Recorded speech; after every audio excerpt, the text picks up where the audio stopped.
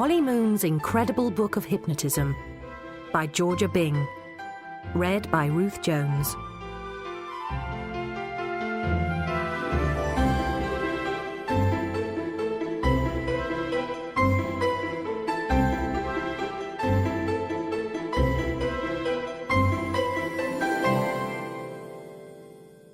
Molly Moon looked down at her pink, blotchy legs. They were so skinny. Maybe one day, like an ugly duckling turning into a swan, her knock-kneed legs might grow into the most beautiful legs in the world. Some hope. Molly leaned back until her curly brown hair was under the bathwater. She stared at the damp patch on the ceiling where strange mushrooms grew. Water filled her ears and the world sounded foggy and far away. Molly shut her eyes. She imagined flying over Hardwick House like a bird, looking down at its grey slate roof and bramble-filled garden. She imagined flying higher until she was looking down on the hillside where Hardwick village lay. Up and up she went, until she could see the whole of the town of Briarsville beyond it. As Molly flew higher and higher, she saw the rest of the country with sea on all sides. Her mind rocketed upwards until she was flying in space, looking down at the earth. And there she hovered, relaxing. Then she opened her eyes and was back in the bath, looking at her distorted reflection in the underside of the chrome tap. Oh dear, was that potato her nose, with those small green lights her eyes? Then Molly realised that someone was banging on the bathroom door. Trouble. Molly shot up and hit her head on the tap. "Molly Moon, open this door at once!" Molly could hear keys rattling. She looked at the level of her bathwater and gasped. It was well over the allowed level. She jumped up, pulling the plug out, and reached for her towel. Just in time. Miss Adderstone was in and darting like an adder to the bathtub, her scaly nose wrinkling as she rolled up her crimpling sleeve and pushed the plug back in. "As I suspected," she hissed. "Flouting of orphanage rules." Miss Adderstone's eyes glinted spitefully as she took a tape measure from her pocket. She measured how far Molly's bath had gone over the red line painted round the bottom of the tub, making excited slurping noises as she sucked on her loose false teeth. Molly braced herself. "Your bath is 30 centimetres deep," Miss Adderstone announced. "Allowing for the amount that has already been deceitfully run away, I calculate your bath was actually 40 centimetres deep, 4 times the allowed 10 centimetres. You have, in effect, used up your next 3 baths. So, Molly, you are forbidden to have a bath for the next 3 weeks. As for a punishment..." Miss Adderstone picked up Molly's toothbrush. Molly's heart sank. She knew what was coming next. "This week you will be toilet monitor. I want the toilet spotless, Molly, and this is the brush you'll be using." Miss Adderstone gave one last satisfied suck on her teeth and left. Molly slumped down on the side of the bath. Then the evening assembly bell rang. Molly winced. She was late, as always. Always late, forever in trouble. Other kids called Molly Accident Zone or Zono because she was clumsy and accident-prone. Her other nicknames were Drono, since people said Molly's voice made them want to fall asleep, and Bogey Eyes, because her eyes were dark green and close together. Only Rocky, her best friend, and some of the younger orphans called her Molly. "Molly! Molly!" Across the corridor, which was now being stampeded by children rushing downstairs, Molly saw Rocky's dark brown face, framed with black curls, beckoning her to hurry. Molly ran to the bedroom which she shared with Hazel and Cynthia. As she crossed the corridor, 2 older boys, greasy-haired Roger Fibbin and Gordon Boyles, pushed her aside. "Get out of the way, Zono!" "Quick, Molly," said Rocky. "We can't be late again. Adderstone'll have a fit. Mind you, then she might choke on her false teeth." He smiled. Rocky always knew how to cheer Molly up. Both Molly and Rocky had arrived at Hardwick House 10 summers ago. A white baby and a black baby. Molly had been found in a cardboard box on the doorstep, whilst Rocky had been found in a pram behind Briarsville Police Station. Miss Adderstone didn't like babies, so Mrs. Trinklebury, a widow from the town, was employed to look after the orphanage babies. And Mrs. Trinklebury named children after the clothes or the carriers they arrived in. Molly's surname, Moon, had come from Moon's Marshmallows, which had been printed on the sides of her cardboard box cradle. When Mrs. Trinklebury found a lolly stick in the box, she called the baby Lolly Moon, and after Miss Adderstone forbade Lolly as a name, Lolly Moon became Molly Moon. Rocky's name came directly from his red pram. On its hood had been written, "The Scarlet Rocker." Rocky was solid in build and very calm. His deep, husky voice, together with his good looks, made Mrs. Trinklebury say that he'd be a rock star. So Rocky Scarlet suited him very well. Mrs. Trinklebury wasn't very clever, but her sweet centre made up for her simple nature. And it was very lucky that she had nannied Molly and Rocky because, with only bitter Miss Adderstone in charge, perhaps they would have grown up thinking the whole world was bad and have turned bad themselves. Instead, they were bounced on fat Mrs. Trinklebury's knee, and they fell asleep to her singing. And at night, if ever they asked why they'd been doorstep babies, she told them that they were orphans because a naughty cuckoo had knocked them out of their nests. Then she'd sing them a lullaby. It went like this. Forgive, little birds, that brown cuckoo for pushing you out of your nests. It's what Mamma Cuckoo taught it to do. She taught it that pushing is best. If Molly or Rocky ever felt cross with their parents for abandoning them, Mrs. Trinklebury's song would make them feel better.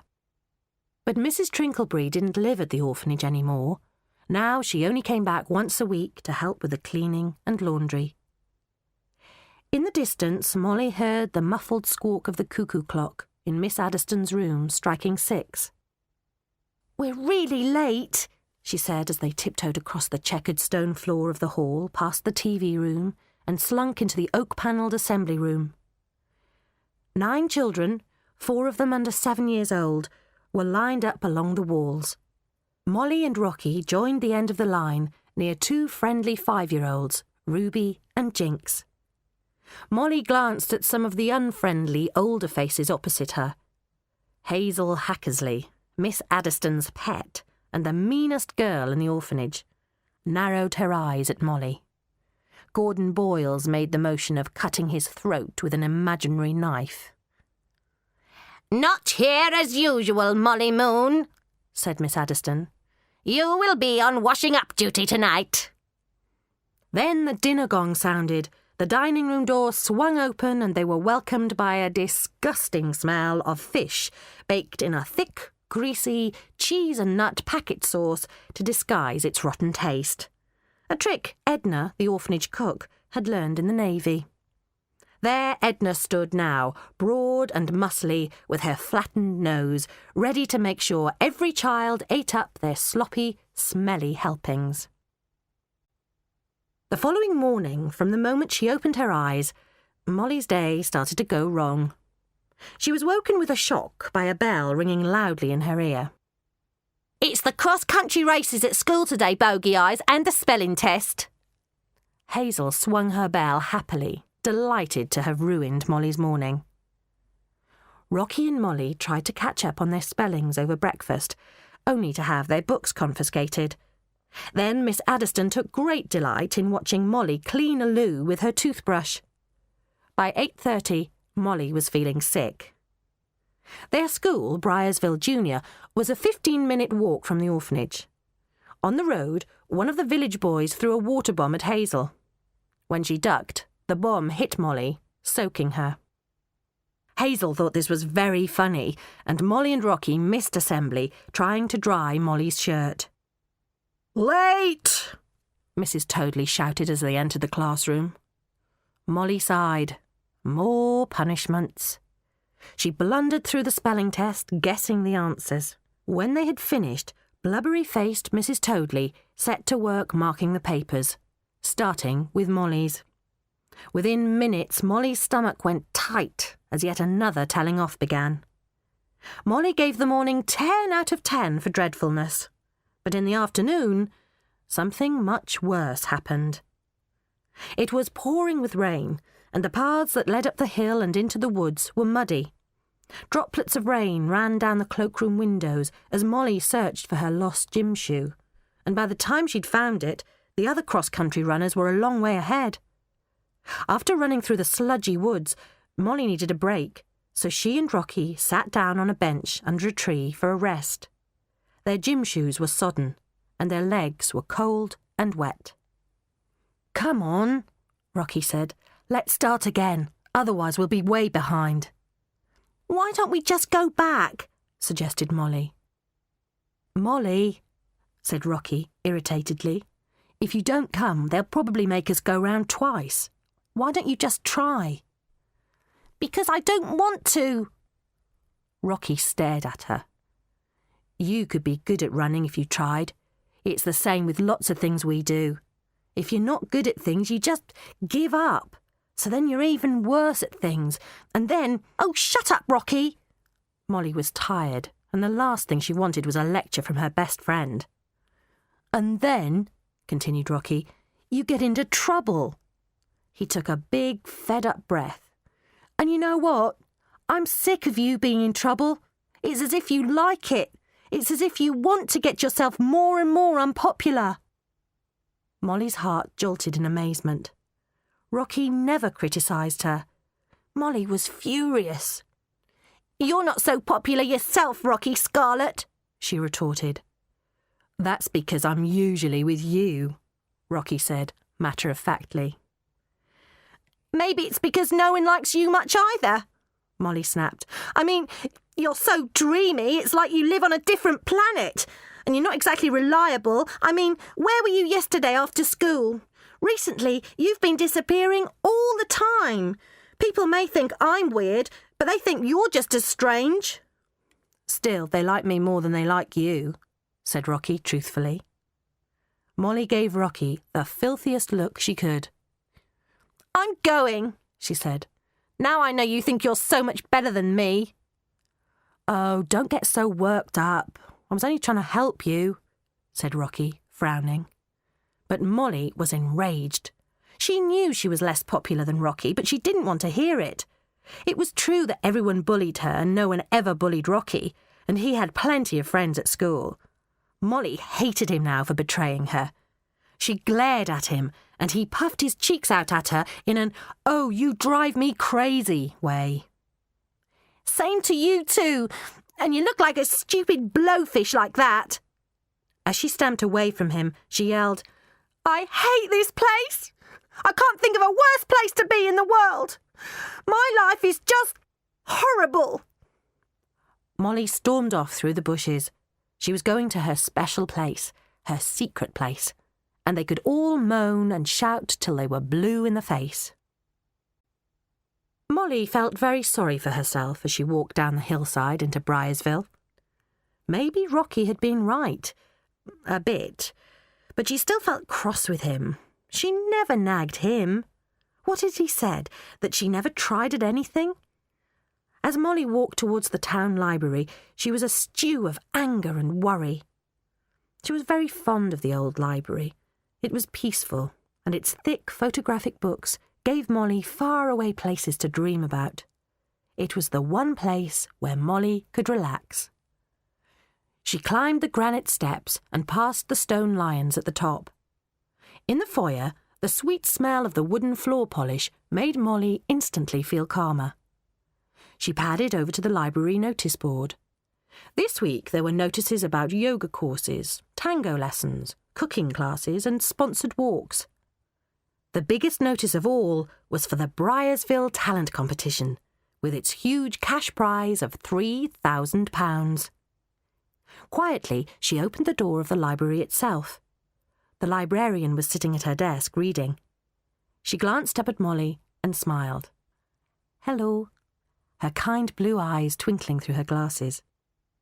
"Your friend's been in a lot lately. It's nice to see you again." Molly smiled back. "Thanks," she said. Molly wasn't used to grown-ups being kind to her. Awkwardly, she turned away. So it was the library where Rocky had been secretly sloping off to. Molly walked towards the bookshelves, borrowing a cushion from a chair on her way. Molly passed along the tall aisles of books to the Z shelf, her favourite place. The X to Z section was right at the far end, and between the shelf and the wall was a snug place warmed by an underfloor pipe. Hardly anyone ever went there, because there weren't many authors that started with X, Y or Z. Molly lay down, propping her head up with a cushion.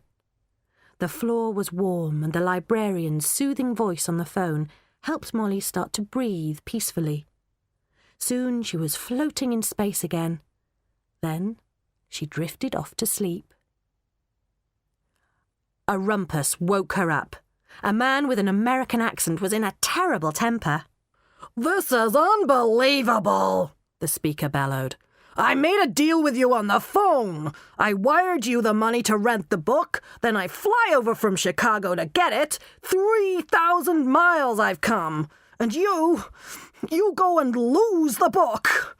I mean, what kind of badly run institution is this?" "I'm sorry, Professor Knockman." The librarian's wren-like voice piped up nervously. "I can only assume it's been taken out by another member of the public, although it's always been in the restricted section, so that shouldn't have... Oh dear, let me look in the files. It's by Logan, you said?" "Logan," the cross voice corrected her. "And the title begins with H." Molly got to her knees to peer through a higher shelf to see what this man looked like. There was a barrel-like stomach in a Hawaiian shirt with palm trees and pineapples on it. Round his neck, on a gold chain, hung a golden scorpion medallion, which nestled in his hairy chest. His fingernails were disgustingly long and strummed the desk impatiently. His face was round with a double chin. Black, greasy hair hung down his shoulders, and his moustache was clipped and oiled. His eyes were bulbous, and his face was sunburnt. He looked like a very ugly sea lion. "So," he asked belligerently, "have you found it yet?" Well, no. I'm terribly sorry, Professor Knockman. It seems that it hasn't been lent out. Oh, this really is very embarrassing. Perhaps for now you ought to take your cheque back." "I don't want to take my cheque back," boomed the ugly man. "What sort of lousy librarian are you, losing books? I want that book. I paid for that book. I'll have that book." He pointed aggressively, almost poking the librarian between the eyes. "Right.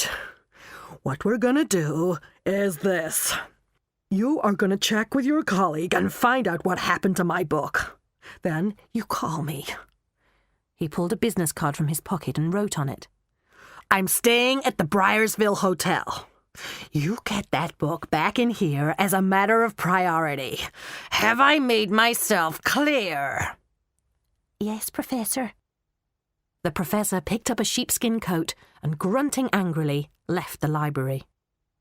Molly leaned back on her knees. Why was that ugly man so keen to get that book? It must be a very interesting book. More interesting, Molly supposed, than yachting or yodeling or hypnotism.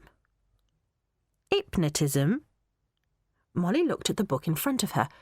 Its cover had been ripped, so the first letter of the title had been removed. In a blinding flash, Molly realised that the missing letter had been an H.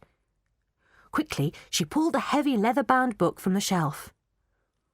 Hypnotism, An Ancient Art Explained, by Dr. H. Logan, published by Arkwright & Sons, 1908.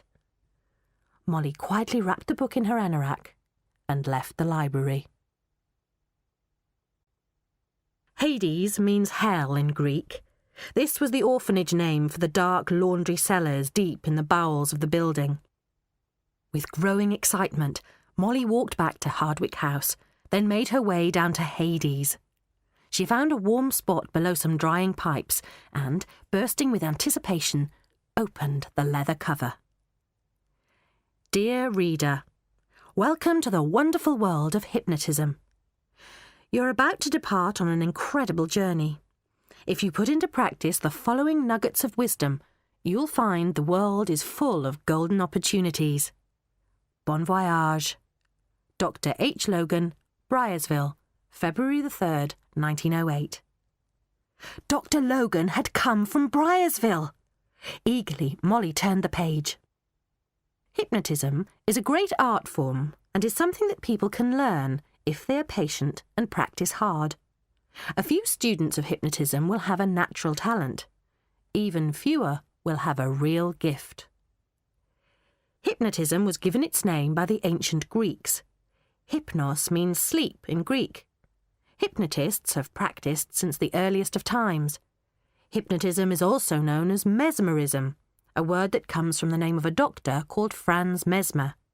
He was born in 1734 and died in 1815, and his chief pursuit in life was the art of hypnotism. When a person is under the powers of a hypnotist, they are in a trance. People go into trances all the time without realising it. Daydreaming is one form of entering a trance. People daydreaming are in a world of their own, and when they come out of their daydream trance, they often don't know what people around them have been saying or doing. In trances, people's thoughts float away from the noisy world into quieter places of the mind. Our minds like to relax in this way as a rest from thinking. Trances are very normal things. Molly thought of the trick she'd learnt, of drifting off into space, of turning herself off when people were shouting at her. Maybe without knowing it, she'd been putting herself into a trance. When Molly read the next sentence, her heart skipped a beat. If you are good at going into trances, the chances are you will be very good at hypnotism. Hungrily, she read on. What a hypnotist does is bring people into trances and then keep them there by talking to them in a hypnotic way. When the person is in a deep trance, a sort of wide-awake sleep, the hypnotist can then suggest things that the person should think or do. Molly flicked through the chapter headings. Practice on yourself. Hypnotising animals. Hypnotising others. Pendulum hypnosis. Hypnotising small groups of people. How to hypnotise a crowd. Hypnotising using the voice alone. Long-distance hypnosis. Amazing feats of hypnosis. As she turned the pages, Molly came to the end of Chapter 6 and realised it was immediately followed by Chapter 9. Chapter 7, Hypnotising using the voice alone, and Chapter 8, Long-distance hypnosis, had been removed. Molly wondered who'd taken the pages. Eagerly, she flicked back to the first chapter. Practice on yourself. The first heading was Voice. It read, A hypnotist's voice must be gentle, calm, lulling, like a mother's hand rocking a baby to sleep. So the hypnotist's voice must lull the subject into a trance. This sounded too good to be true. Molly had been labelled with the nickname Drono because people said her voice made them want to go to sleep. The book went on. Here are some exercises which must be said slowly and steadily. Practice them. Molly read the sentences out loud. I have a wonderful calm voice. I am calm and persuasive. My voice is very... All of a sudden, she heard loud steps. She quickly closed the book. Hazel stamped noisily into the room. I heard you trying to sing, weirdo. Give up. Your voice is flat. Just singing while I find my socks, said Molly. Hazel collected her hockey kit from a high pipe and turned to look at Molly. You're like a sock, aren't you, Drono? A worn-out, stinking, unwanted, weird sock. Why don't you enter the talent competition as a sock? Or better still, enter as the ugliest person in the world." With a satisfied smirk, she walked away. Molly smiled to herself. Under her breath, she said, "Just you wait, Hazel Hackersley. Just you wait." At Vespers, Miss Adderstone made 2 announcements. The first was that Molly would be on hoovering duty for a week since she had failed to complete the cross-country race. The second was that some American visitors were coming the next day. "They are interested in adopting one of you. They won't be interested in dirty, flea-bitten rat runts." Miss Adderstone's eyes hovered on Molly. "So clean up. Only a respectable child will be chosen." Every child in the room felt excited. Molly even detected a glimmer of hope in Hazel's eyes. The next day, Friday, Molly concocted a daring plan. She had no intention of going to school whilst the book, with all its secrets, was waiting to be learned. When the morning bell went, she kept her eyes shut, even when Rocky came to visit her. "I don't feel well," Molly moaned when Hazel rang the bell in her ear for the second time. When everyone was downstairs at breakfast, she jumped out of bed, opened the bedroom window, and scraped some green mildew off the stone wall. Applied to her face, it gave her skin a realistic, sickly green tinge. Next, she crept along to the sick room, filled a glass with boiling water from the kettle, and hid it under a low armchair. Back in the bedroom, Molly found a packet of emergency ketchup, which she'd saved for sandwiches, then got back into bed. Finally, Miss Adderstone stomped in. "Sick, I hear," she said. "Well, you'd better come to the sick room." Acting as fluey as possible, Molly followed Miss Adderstone down the corridor. Molly sat on the sick room armchair, and Miss Adderstone jabbed a thermometer into her mouth. "I'll be back in 5 minutes. We'll see if you're sick." Sucking her false teeth, Miss Adderstone marched out. As soon as she was safely away, Molly put the thermometer in her glass of hot water, then tore open the ketchup sachet before putting it back in her pocket. Now her nerves started to set in, making Molly feel very jittery. She heard Miss Adderstone coming back. She entered, and without speaking, roughly pulled the thermometer from Molly's mouth. "Miss Adderstone," Molly groaned, making heaving movements. "I'm going to be sick." Miss Adderstone urgently turned to get the sick bowl. Molly squirted the ketchup into her mouth and took a mouthful of water. When Miss Adderstone turned back, Molly seized the bowl. The fake pink sick splattered onto the steel. After a few more retches, Molly felt satisfied. Miss Adderstone looked appalled. Taking a step back, she consulted the thermometer. "Go to the sanatorium at once." Molly felt like punching the air. The sanatorium was a room in the attic. Molly passed Miss Adderstone's landing and saw Petula's purple cushion on the floor. Next to it was a collection of small stones. Petula was Miss Adderstone's yapping pug dog. Its particular habit was to suck stones and spit them out. Beside the stones was a saucer full of chocolate biscuits. Up the stairs, Molly went to the sanatorium. It was warm with shafts of sunlight pouring through the window, and Molly settled down to read. How to hypnotize animals. Hypnotizing animals is more difficult than hypnotizing human beings, but if you achieve what I call the fusion feeling when you're hypnotizing animals, you'll recognize the fusion feeling later when you're hypnotizing people, and that will be very useful to you. If you don't get the fusion feeling, animals and people are not properly hypnotized. Step 1. Go into a trance yourself. Step 2. In your trance, think about the essence of the animal you're going to hypnotize. Try to become that animal. Molly started to transport herself into a trance, away from the world and into her mind. Soon her surroundings looked like a blur. Then Molly shut her eyes and thought of Petula. Think about the essence of the animal.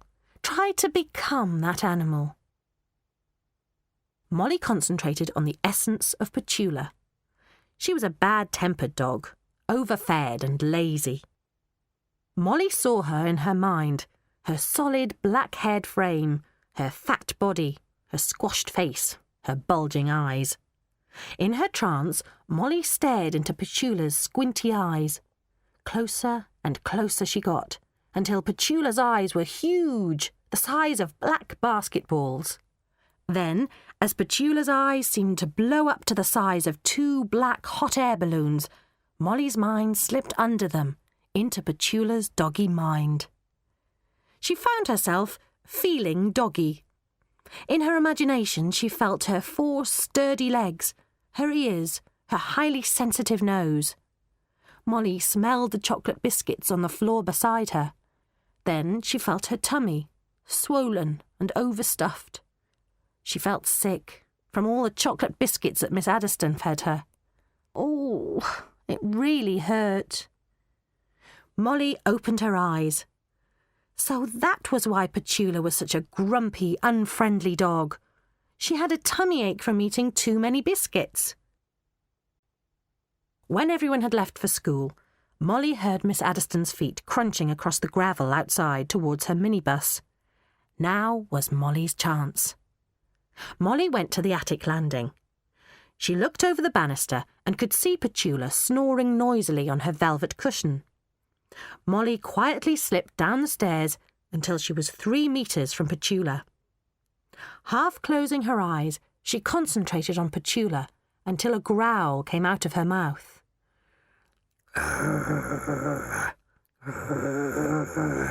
She went, seeing Petula's ears prick up and her eyes open. Normally, the little dog would have growled, since a child approaching usually meant being picked up. And Petula hated being picked up. It always made her tummy hurt. But the noises this child was making were comforting. Petula wanted her close so that she could look into her lovely green eyes. She liked the way the child's voice was making her feel relaxed. Soon Molly was only a foot away from Petula.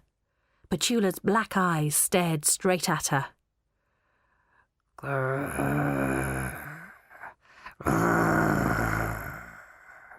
Molly growled her essence of Petula growl, and all of a sudden, Petula's eyes glazed over. It was a peculiar thing to watch, and Molly felt a warm, fuzzy feeling rising from her toes all the way up her body. It was the fusion feeling Dr. Logan had described. Molly stopped making her noises. Petula sat like a stuffed dog. Molly had done it! This was amazing! Now, thought Molly, she could suggest things to Petula. How she'd love to tell Petula to dribble in Miss Adderstone's sherry glass, but that would be difficult since she didn't speak dog. Suddenly, Molly thought of the best thing she could do for Petula. She would put her off the chocolate biscuits Miss Adderstone constantly fed her. Petula ate the biscuits out of habit and greed, not realising they were making her feel ill and bad-tempered. Petula looked up at the girl, who was the nicest, most sympathetic person she'd ever met. The girl was holding one of Petula's chocolate biscuits and making horrid, revolting faces. She was making retching noises. In her doggy mind, Petula knew she must remember what this nice girl was showing her. Chocolate biscuits were bad. Then the girl stroked Petula's head, and Petula liked her even more. The girl started to make soft growling noises again, and as she moved away, she uttered a sharp bark. This snapped Petula out of her trance. Petula shook her floppy ears with a puzzled expression. She felt different. For some reason, she didn't like chocolate biscuits anymore. But she very much liked the person sitting on the stairs. Molly waved at Petula. "Good girl," she said. The next day was a Saturday. Molly was woken from a deep sleep by Petula trying to jump on her bed. When Molly looked down, Petula dropped a stone onto the floor as a present. Molly pulled her up and scrunched her ears. So they were friends.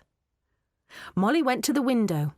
The other children were already out on the Saturday morning walk, which Miss Adderstone always spent in town. Wasting no time, Molly put on her dressing gown and left the room. It was lovely to be able to slide down the banister with no one around.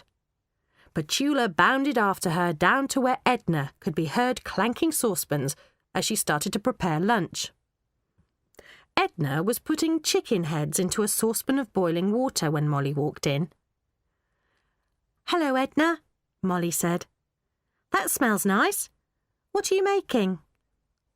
"Bloody soup, of course," grunted Edna.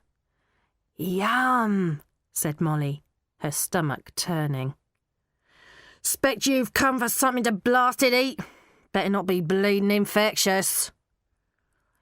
"You look bleeding uncomfortable," said Molly. "Course I look bleeding uncomfortable," Edna retorted. "This kitchen's too hot." "Why don't you sit down?" suggested Molly.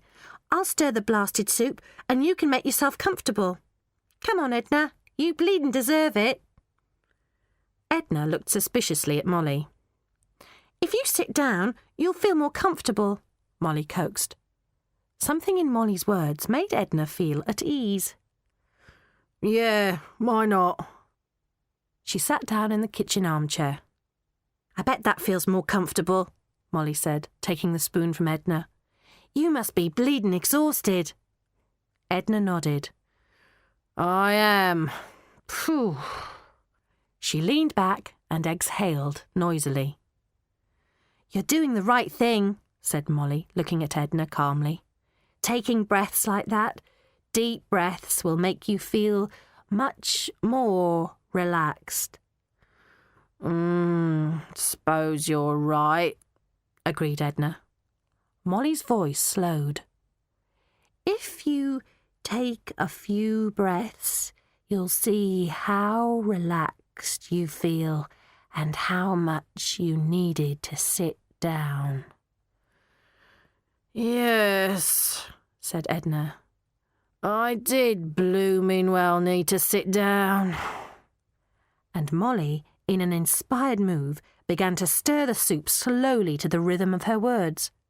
Edna watched the circling spoon, and her eyes were overcome by the movement. "I expect you are feeling much more comfortable," said Molly. Agreed Edna. Molly turned her green eyes on Edna's.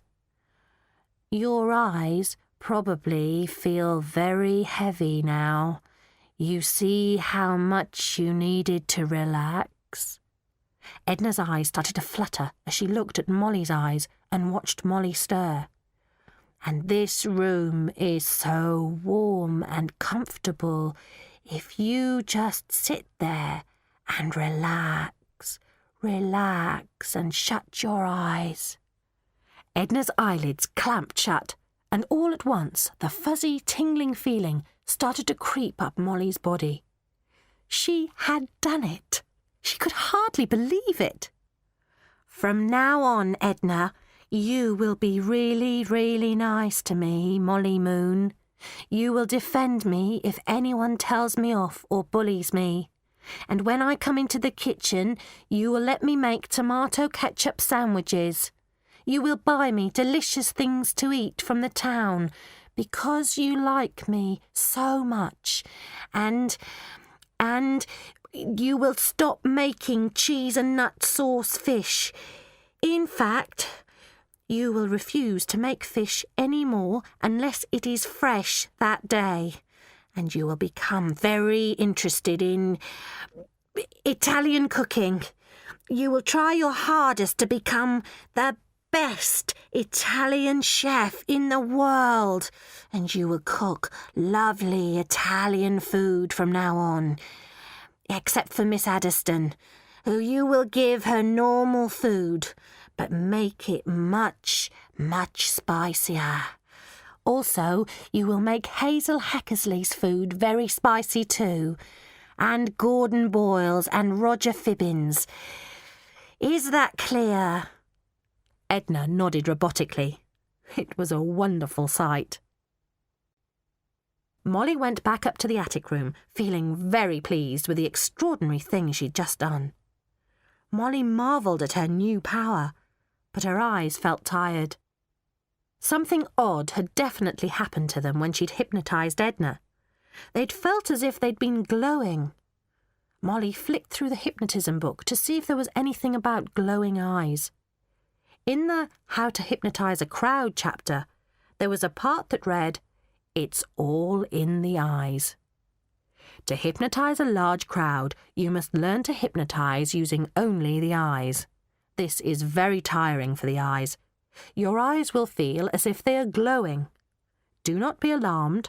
This glowing feeling is the feeling you must have to hypnotise people with your eyes only. And this is the trick you need to hypnotise a crowd. Molly felt all tingly. The eye trick for hypnotising crowds. Though she was tired, she went downstairs. On the way, she passed Petula, who trotted happily along after her. In the hall, Molly heard music coming from the TV room and heard Hazel Heckersley's whiny singing voice. Molly peeped through the common room door. She saw Hazel dressed in a white cat outfit, white tap shoes and white fluffy ears on a hairband. It was her talent competition outfit. In her hand she swung a white tail, and whilst she danced, she sang, "I'm sorry I chased those pigeons, I'm sorry I killed that rat, I'm sorry I like to steal the milk, it's just I am a cat, meow, meow." Molly watched Hazel tap dancing around the room, fluttering her eyelids and looking really stupid. When Hazel was curtsying, Molly took a deep breath and went in. "Oh, not you, Drono, and you're with smelly Petula. Not better, are you?" moaned Hazel. Petula growled at her. "Yes, thank you," said Molly. "By the way, have you heard?" Hazel said slyly. "Heard what?" "Rocky's found a family." It was as if a cascade of icy water had drenched Molly from head to foot. "When?" Hazel smiled spitefully. "That American couple that came yesterday. Amazingly, they liked him. Weird couple. Anyway, he left last night, didn't say goodbye to you because, well, he told me he's gone right off you." Molly stared at Hazel's mean face. "Liar," she said, turning away. But inside, fierce emotions scorched her. The thought of losing Rocky was devastating. He was all the family Molly had. Hazel must be lying. Rocky would never have left without consulting Molly. She headed for the boys' bedroom, and there the ghastly truth hit her as undeniably as a thump in the face. Rocky's bed was stripped. His clothes were gone. Molly could hardly breathe. Terror gripped her brain. "How could you?" she whispered. It was a little while before she could breathe normally and think logically. In her heart, she felt sure that Rocky wouldn't leave without saying goodbye unless he had a very good reason. And living here without Rocky was inconceivable. She made up her mind on the spot. She'd discover where he was and work out a way to join him. She'd use every ounce of her energy and talent, and she wouldn't give up until they were together again. Then the idea hit her. A huge and stunning idea. The eye trick was the hypnotism trick used on crowds. There would be an audience, a crowd of watching people, at the town talent competition in a few days' time. Somebody had to win that competition with its huge cash prize. Why shouldn't that somebody be Molly? On Saturday evening, delicious smells were coming from the dining room. Inside, the tables were laid with napkins and candles, and Edna was standing triumphantly beside a large pot of steaming spaghetti with peas and green vegetables in it. Spaghetti primavera, Edna declared dramatically. Just like my mamma maker. And my very own homemade ciabatta bread. The bread had an Italian flag stuck into it, and behind Edna on the wall was a map of Italy. "Have you gone mad, Edna?" asked Miss Adderstone coldly. "No," retorted Edna. "I have a love of Italy deep down in my soul, and sometimes it comes out." "Well, I hope you've made me my normal food. I don't want any of this Italian muck." "Certainly, Miss Adderstone." Unimpressed, Miss Adderstone took a plate of liver and kidney pie and greedily sipped sherry, whilst the children queued up for their meal. Edna's vegetable spaghetti was fantastic. Molly looked at the small children's faces as they tasted it. Gemma, Jerry, Ruby and Jinx were gobbling it up. It was, without doubt, the best thing that Edna had ever cooked. But Hazel, Roger and Gordon all gasped and spluttered after a mouthful of theirs. "Pass me the water," Hazel croaked. Gordon Boyles forgot about Hazel being the boss. He filled his glass first and glugged it back. "That is horrible," said Hazel, gagging and pointing at her spaghetti. And from 4 tables away, Edna's voice boomed, "What did you say?" She came marching over, and children shrank in their seats. "What did you bleeding say about my food, Hazel bleeding Eckersley?" "It's too spicy for me," said Hazel in a wormy voice. "Spicy? Are you blasted balmy? You're eating spaghetti bleeding primavera. It's Italian, Hazel Eckersley, from the land of olive groves and opera. If you think the summer sun in my food is too hot, then you, I'm afraid, are a complete and utter blinking moron, and bog swill to ya." "It's delicious, Edna," said Molly loudly. Hazel shot her a dagger look. Edna smiled appreciatively. "Thank you, Molly," she beamed. "Molly Moon," Miss Adderstone shouted across the dining room. "You know it is against the orphanage rules to shout across the dining room. You will come to my office later for a punishment." Perfect, thought Molly. Edna was staring at Miss Adderstone with a look of outrage, her face twisting into angry contortions. "Is there something wrong, Edna?" Miss Adderstone asked crisply. Edna's face grew redder and redder and redder, like the centre of a volcano. Then she exploded. "Wrong! Wrong! Molly Moon just complimented my food, Agnes Adderstone!" Miss Adderstone's mouth opened in astonishment. "She complimented my spaghetti primavera, maybe loudly, but I like her compliments, lad, and what's more, I like her. I like her an awful lot.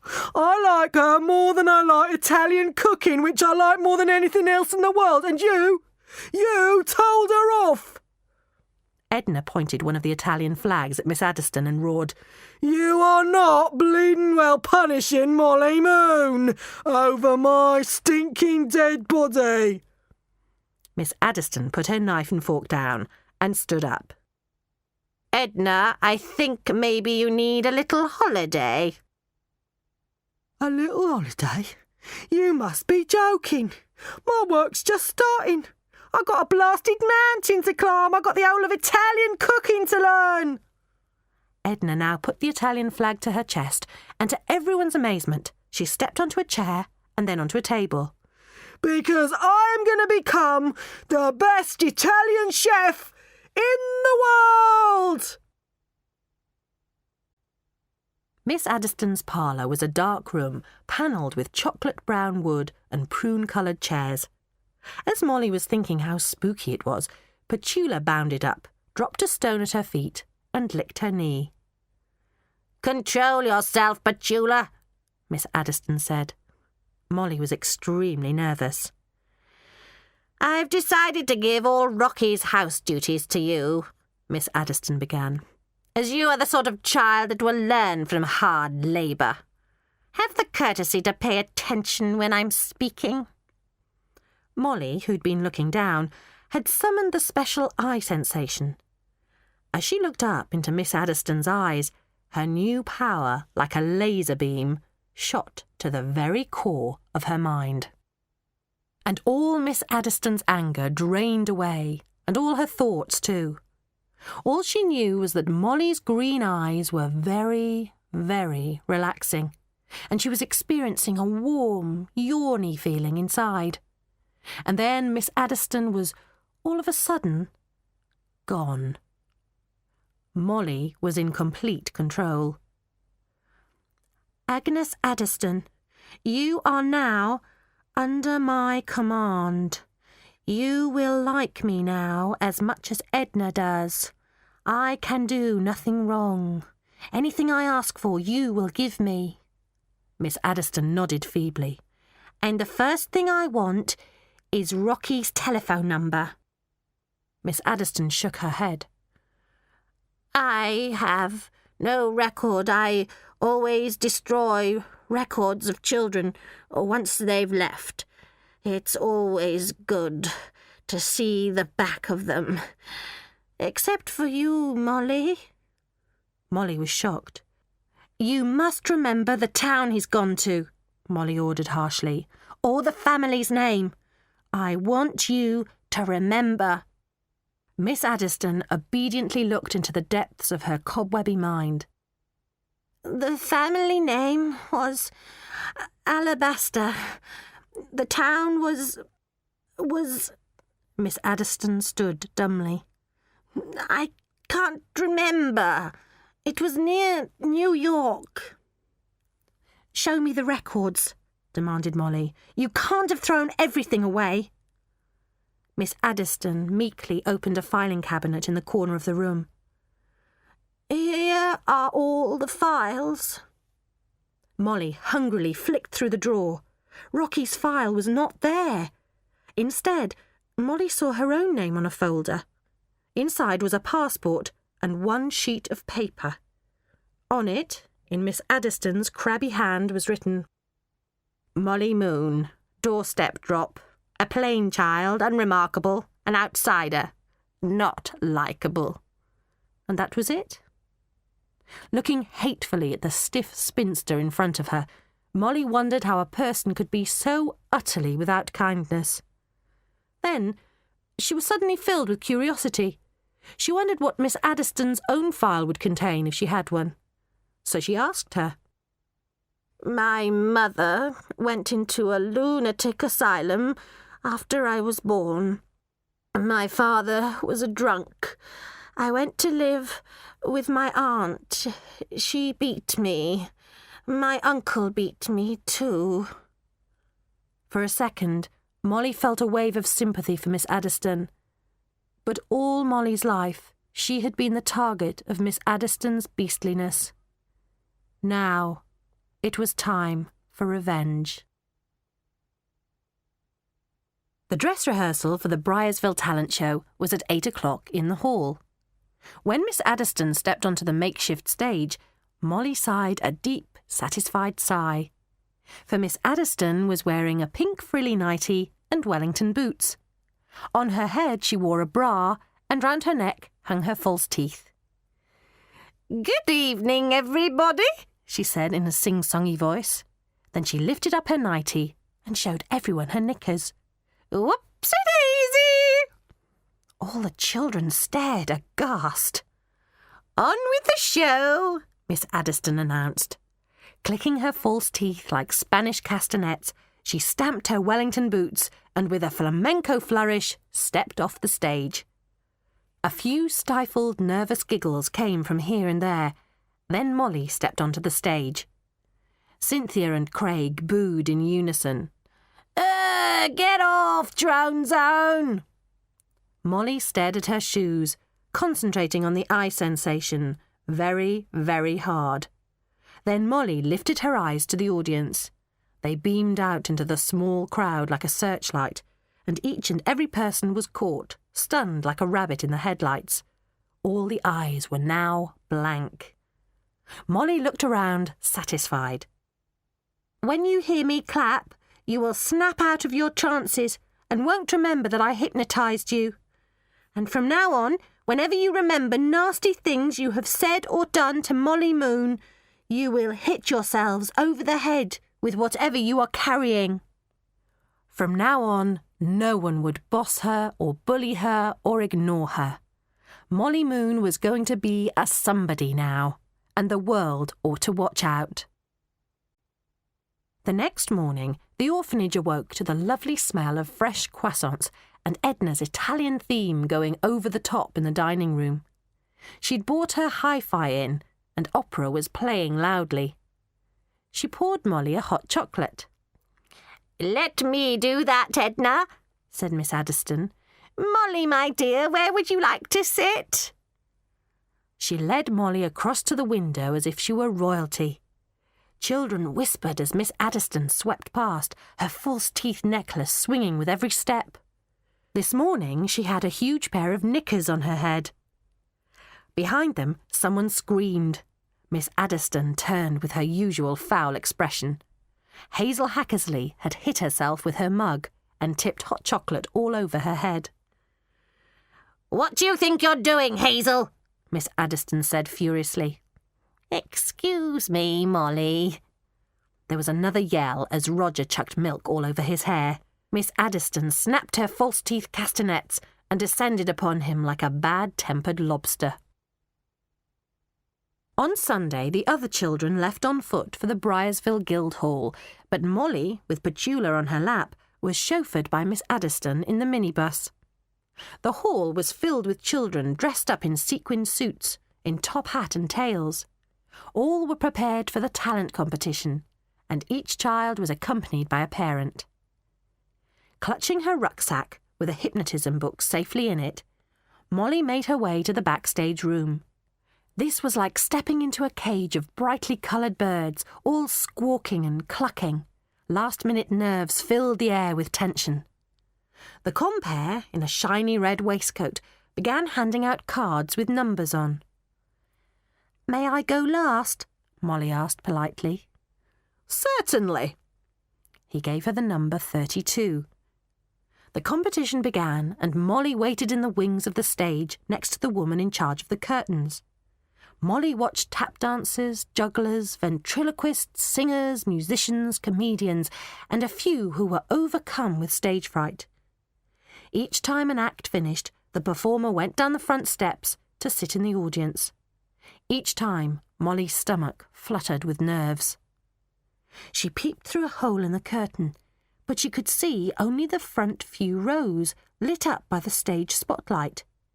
The rest of the audience was in darkness. This made her panic. If she couldn't see the audience's eyes, how could she be sure they were looking at her? If they weren't hypnotised, her secret would be out. Molly didn't know how to hypnotise a whole audience with just her voice. That chapter had been ripped out of her book. This was terrible. "Number 27, Hazel Hackersley," announced the compere. Hazel bustled onto the stage. The night before, Molly had had a meeting with Hazel, but instead Molly was worrying about how to see her audience. Hazel's dance began. Hazel jumped, stomped and shouted, and her cat song words had changed. "I'm sorry I can't dance, I'm sorry I'm a brat, I'm sorry I'm a bully, it's just I am a prat." When she came off stage, smiling as if she'd just given an Oscar-winning performance, there was a shocked silence. "Oh dear," said the curtain lady, "I don't think that'll win." "Number 28, announced the compere, and Molly's desperate mind had a brainwave. While number 30 did his bird impressions, Molly's eyes locked on to the compare's. Then Molly turned to the curtain puller and looked into her eyes too, as number 31 finished her song. "And now, last but not least," the compere said, "Miss Molly Moon." Molly walked onto the stage and the hot spotlight hit her face. She was suddenly filled with a fear that she couldn't remember how to hypnotise anything, let alone a whole audience. She looked out into the black hole of the hall and could feel the air thick with anticipation. "Good afternoon, ladies and gentlemen," she said nervously. "This afternoon I'm going to show you the talent that I have for reading minds." She heard a murmur of interested voices. "For this, I have to be able to see you. So, ladies and gentlemen, boys and girls, the hall lights will now go on." Shielding her eyes from the spotlight, Molly looked upwards. "Light controller, please could we have the spotlight off?" In 2 switches, the stage spotlight went off and the lights above the audience came on. "Hello, everybody," Molly said, feeling calmer. "Now, ladies and gentlemen, if you let me concentrate, I will tell you what you're thinking." Molly stared at the floor. From the audience's viewpoint, this girl looked the part. There she stood, concentrating in a very theatrical way. Then, to their surprise, when the girl looked up again, each person in the hall thought how, on a second glance, this girl was much more special than they had first thought. The wafer-thin, plain child was really rather enchanting. The longer the audience studied Molly, the more ensnared they became by her. Molly's act began. All the people sat back in awe. This Molly Moon song and dance routine was so good, so accomplished, so entertaining, that they felt they were witnessing a star being born. The girl was breathtakingly talented, with an adorable face. She danced so gracefully, she sang like an angel, and then she told jokes that made them laugh until they thought their sides would split. In reality, Molly was simply standing on the stage, describing to the audience what they thought they were seeing and hearing. Then Molly clapped her hands and brought everyone out of their trances. The whole audience erupted into cheers and wolf whistles. Number 32, Molly Moon, was undisputedly the winner. She had more talent in her little toenail than all the others put together. The audience clapped until their hands hurt. The mayor announced Molly as the outstanding winner. "Quite simply the most talented child this town has ever had the pleasure to watch. So please put your hands together once again for our very own Molly Moon." As Molly clutched the fat envelope full of prize money, she was seized by a strong feeling of wanting to leave the scene of her crime as quickly as possible. So, after posing for a few pictures, she walked swiftly out of the building. £3,000 looked good, smelled good, and felt good. She could go anywhere in the world with £3,000, or spend it on lorryfuls of sweets. Molly didn't want sweets, but there were a few things she did want. So she and Petula went shopping. 10 minutes later, they were walking down Briarsville High Street.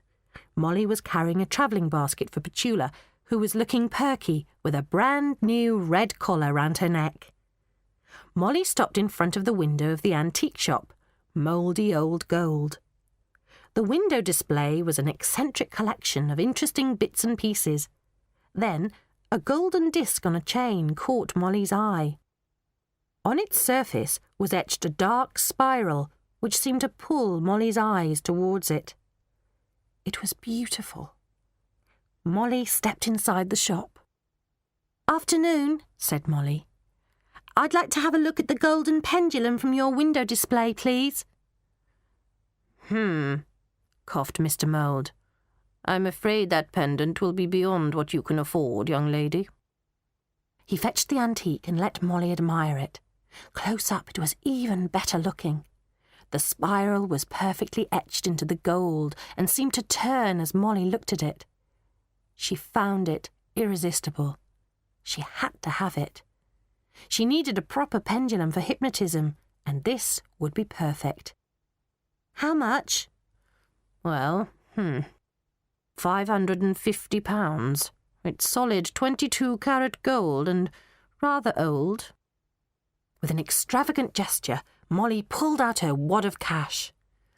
I'll take it, she said, and counted out 11 50-pound notes. Mr. Mould stared.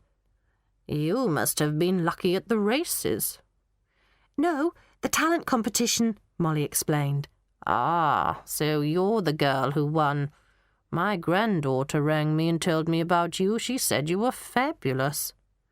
The old man couldn't disguise his amazement. He was astonished that a girl as ordinary-looking as Molly could be thought of as cute, gorgeous, and lovely. Congratulations. Where did you learn to perform like that?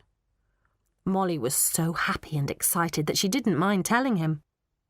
From a very old book, she said mysteriously, tapping the big heavy shape under her anorak. You're joking. No, I'm not. It's a very special book. As Molly stepped out of the shop, another customer came bustling in past her. Let me have another look at the glasses you showed me, he demanded. Ah, yes, Professor Knockman. Mr. Mould put the spectacles on the counter. You'd never guess it, but that girl has just won the town talent competition. His impatient customer wasn't at all concerned with modern Briarsville. He'd been into Mr. Mould's shop several times since he discovered that the antique dealer knew the story of Dr. Logan and sold artefacts that had been used in his travelling hypnotism show. The spectacles on the counter had black lenses with a white swirling pattern on them, and they were said to have once belonged to Dr. Mesmer himself. Supposed to be protection against hypnotic eyes, Mr. Mould had explained. Very appropriate for your museum collection. Professor Knockman picked them up, while Mr. Mould continued to stare down the high street at Molly. Apparently she can dance like Ginger Rogers. My daughter thought she was beautiful. She looks quite plain to me. Well, I suppose it's all in the eyes of the beholder. Yeah, whatever, said the professor, trying the strange spectacles on. She bought herself a beautiful gold pendant, although she called it a pendulum. Funny thing for a child to buy. A pendulum? Said Professor Knockman, suddenly giving the shopkeeper his full attention. How much money did she win? £3,000. It's amazing, isn't it? She looks so ordinary. Well, you know what they say, don't judge your book by its cover. And talking of books, when I asked her where she learned to perform like that, she said, from a very special old book. What an eccentric child. Knockman, his nose twitching like a dog's, looked out into the street at the girl. Held awkwardly in the crook of her arm under her blue anorak was a large rectangular object. Knockman was struck so powerfully by the feeling that he'd just hit the jackpot that he gasped. The book she was hiding under her jacket was, without doubt, his hypnotism book. Molly and Petula were disappearing round the corner. The professor lunged for the door. Then he remembered the spectacles. I'll take the glasses, he said. Professor Knockman's mind was galloping as he puffed his way down the street in the direction the girl had taken. He bustled up just as a blue minibus was pulling out into the traffic.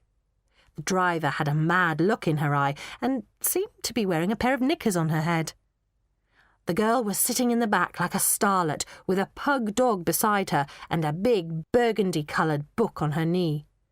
And she was holding, which was unmistakably, a passport. At the airport, Miss Adderstone and Edna dabbed their eyes with hankies. Oh, Molly, we'll bleatin' well miss you, Edna said weepily.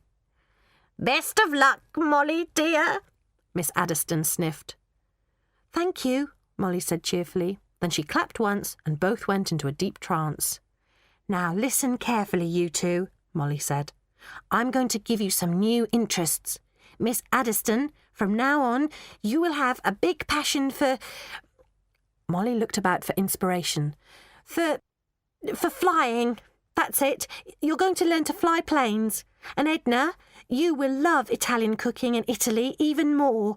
You'll love Italian fashion, cars and the language which you'll learn to speak. And from now on, both of you will be nice to children.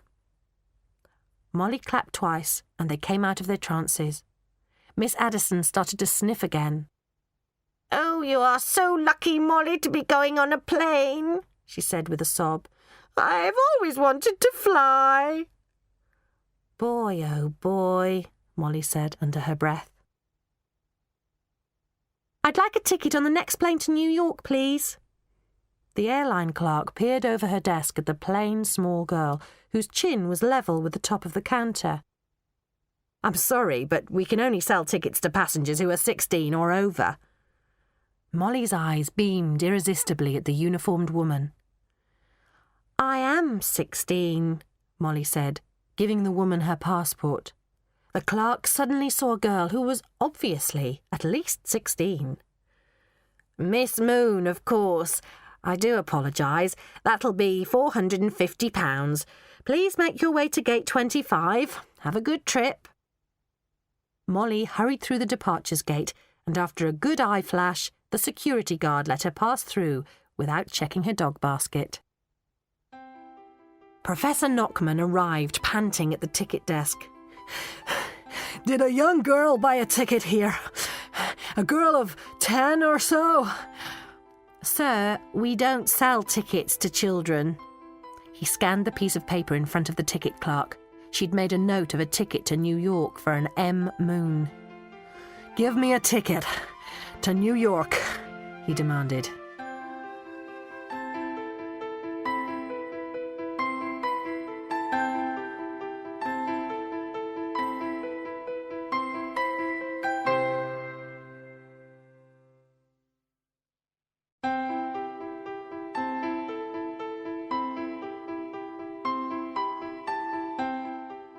The plane touched down at 4 a.m, Molly's time, 11 o'clock in New York. Molly was so excited she didn't feel at all tired. She picked up her rucksack and Petula's basket, and 20 minutes later she was out by a taxi rank, with dollars in her pocket. $2,998 to be precise. A female cab rank attendant with a thick Brooklyn accent asked Molly, "Where to?" "New York." "Yeah, little lady, but which part of New York?" "The centre," Molly said, as confidently as possible. The woman wrote Manhattan on a piece of paper, gave it to a driver of a yellow cab, and helped Molly and Petula inside. The door slammed and a deeper voice inquired, "Okay, so where to in Manhattan?" Molly could only see the back of the driver's bald head. "I want to go to... Oh, no, it's been such a long flight, I've forgotten the name of the hotel." Molly made a convincing act of searching her pockets for a piece of paper. "I know all the hotels in Manhattan," boasted the driver. "What's it like?" "It's the grandest, oldest hotel. You know the one. It's got statues everywhere and gold. Dead posh." "Oh, you mean the Bellingham?" "Yeah, that's the one," Molly said happily. "The Bellingham." "Okay, little lady." The cab pulled onto the highway. Molly stared out in wonder. Everything was so big. Huge juggernauts thundered down the 6-lane road like glaring monsters with scores of lights on their massive fronts. It was a moonless night, but the highway was a solid river of white headlights and red rear lights. After half an hour, they rounded a corner, and there was the tallest, brightest, most colossal space-age city that Molly had ever seen. The buildings were mammoth, and they stood on an island over an enormous, glittering suspension bridge. Some had hundreds of floors and thousands of windows with lights still on. On the other side, the cab pulled up in front of a grand old building. "This is your stop, lady, and you owe me $35.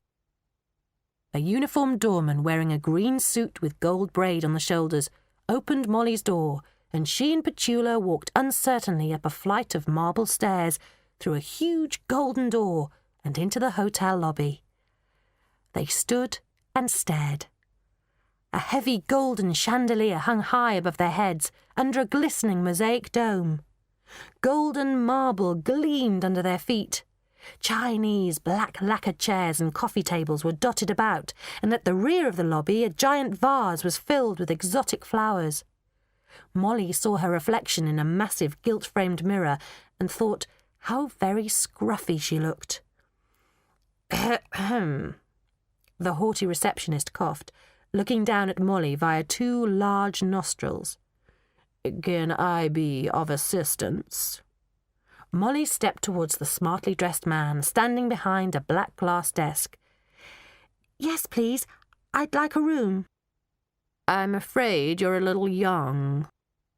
Molly was tired, so it took more effort to crank her eyes up to zapping mode. But after a moment, the receptionist was as impressionable as a piece of squashy dough. I'm afraid, madam, all our ordinary rooms are full. We do have the honeymoon suite on the top floor. It's $3,000 a night. Molly only had $2,963 left. One night in the honeymoon suite was already beyond her, but she was too tired to set out on a hotel hunt. I'll take it. The room was spectacular. In fact, it was 2 huge rooms, one with cream-coloured silk curtains and a giant 4-poster bed, the other with sofas and a low table in it. Both rooms and the bathroom have televisions and music systems, explained the receptionist. Here is the minibar. Room service is available around the clock, so please don't hesitate to call.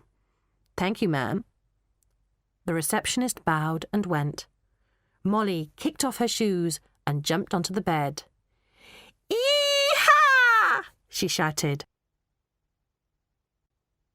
When Molly woke the next morning, she decided she must learn something about this city before she stepped out into it.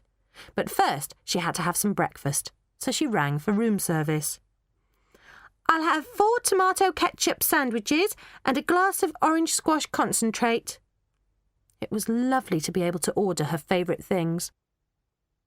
15 minutes later, a waiter pushed a table on wheels into Molly's suite. He handed Molly a piece of paper. Sign, please, madam. Molly cringed at the receipt. Her breakfast and a sausage for Petula had cost $45, and she had no idea how she was going to pay the Bellingham. Molly's butterflies turned into tummy rumblings. She decided to eat breakfast and think about her dilemma. But breakfast did nothing to inspire Molly. Perhaps the TV might help. So she and Petula settled down for a marathon viewing session. By lunchtime, Molly knew much more about America, but she still didn't have a clue how she would make any money, and no idea where to start looking for Rocky. Her spirits were sinking lower and lower. She must have been mad to come to America. A new programme was starting on the TV. A man in an orange suit sat on a pink sofa. Behind him, a large flashing sign said, Charlie's Chat Show.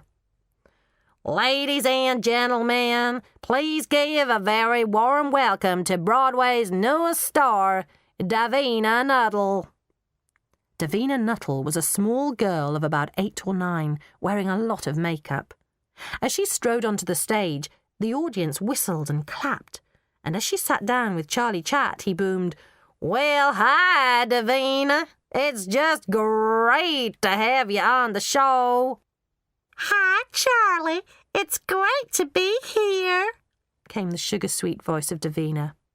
So, Davina, everyone wants to know what it feels like to be the star of a Broadway musical.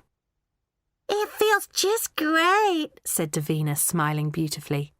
I love the songs, the dancing, the story. It's all great and everyone should come and see the show. Davina beamed a huge, persuasive grin at the audience. Her face gave Molly a jolt. She looked a bit like Hazel. Let's see some of it, said Chat Show Charlie. On came a sequence of clips. First, there was the entrance of a grand theatre with the title of the show, Stars on Mars, written in neon lights. Then the picture cut to some film of the show. The stage set looked like the surface of Mars, full of big red rocks. Davina Nuttall was dressed in a red astronaut suit and tap dancing and singing. Another clip showed 4 large Mars monsters attacking Davina. They were massive things like enormous red peppers with antennae, and they walked about because they had actors inside them. The audience clapped, and Molly felt some of the thrill she'd felt on the Briarsville stage when her audience had applauded her. "My goodness, that certainly was something," said Charlie. "Thank you. You know I owe everything to my wonderful manager, Barry Bragg." "And here he is," said Charlie Chat. On the screen appeared a man with combed-down gelled hair. He wore a checkered suit and a pair of red spectacles. "Hi there, Davina and Charlie." "Hi, Barry. So, Barry, everyone here wants to know, how did you discover Davina?" "Well, she just walked straight into my Manhattan offices in Derry Street," said Barry enthusiastically, "and bowled me over. She sang and danced about the room like the little bit of magic she is. It was obvious to me she was gonna be a star. So I introduced her to the director of Stars on Mars, and, well, a hit and a half later, here we are." Davina laughed, shaking her golden locks playfully. "My lucky stars were out the day I met you, Barry." The programme continued, but Molly was thinking that she really did fancy being an actress. She'd enjoyed all that adulation on the stage in Briarsville. She'd like to experience it again, and she bet actors like Davina got paid a lot. Molly got dressed and locked her hypnotism book in the room safe. "Come on, Petula, let's go and get a slice of the action." 10 minutes and $13 later, Molly and Petula were dropped on Derry Street. It was full of brownstone buildings, more the size of buildings in Briarsville. Molly and Petula picked their way along, looking at names on doorbells. They came to a polished bronzed sign that said, "The Barry Bragg Agency." Molly pressed the buzzer. "Hello," said a squeaky woman's voice down the entry phone. "Can I help?" I've come to see Barry Bragg." "Come on up to the 5th floor." The door buzzed open. Molly and Petula stepped into a dark, mirror-lined lobby. They crossed its shiny stone floor to a lift, and soon they were at the 5th floor. "Good morning," said the receptionist, who looked like a Barbie doll. She noticed Petula. So it's a dog act, is it?" "No." The receptionist looked in Mr. Bragg's diary. "I wasn't expecting anyone this morning. Do you have an appointment?" "Well, thank you for coming," came Barry Bragg's treacly voice. Clad in his purple suit, he'd opened his office door. A young boy with a big bird puppet emerged with his parents. They were all smiling. "Well, thank you for seeing us," said the mother. "Shall I call you?"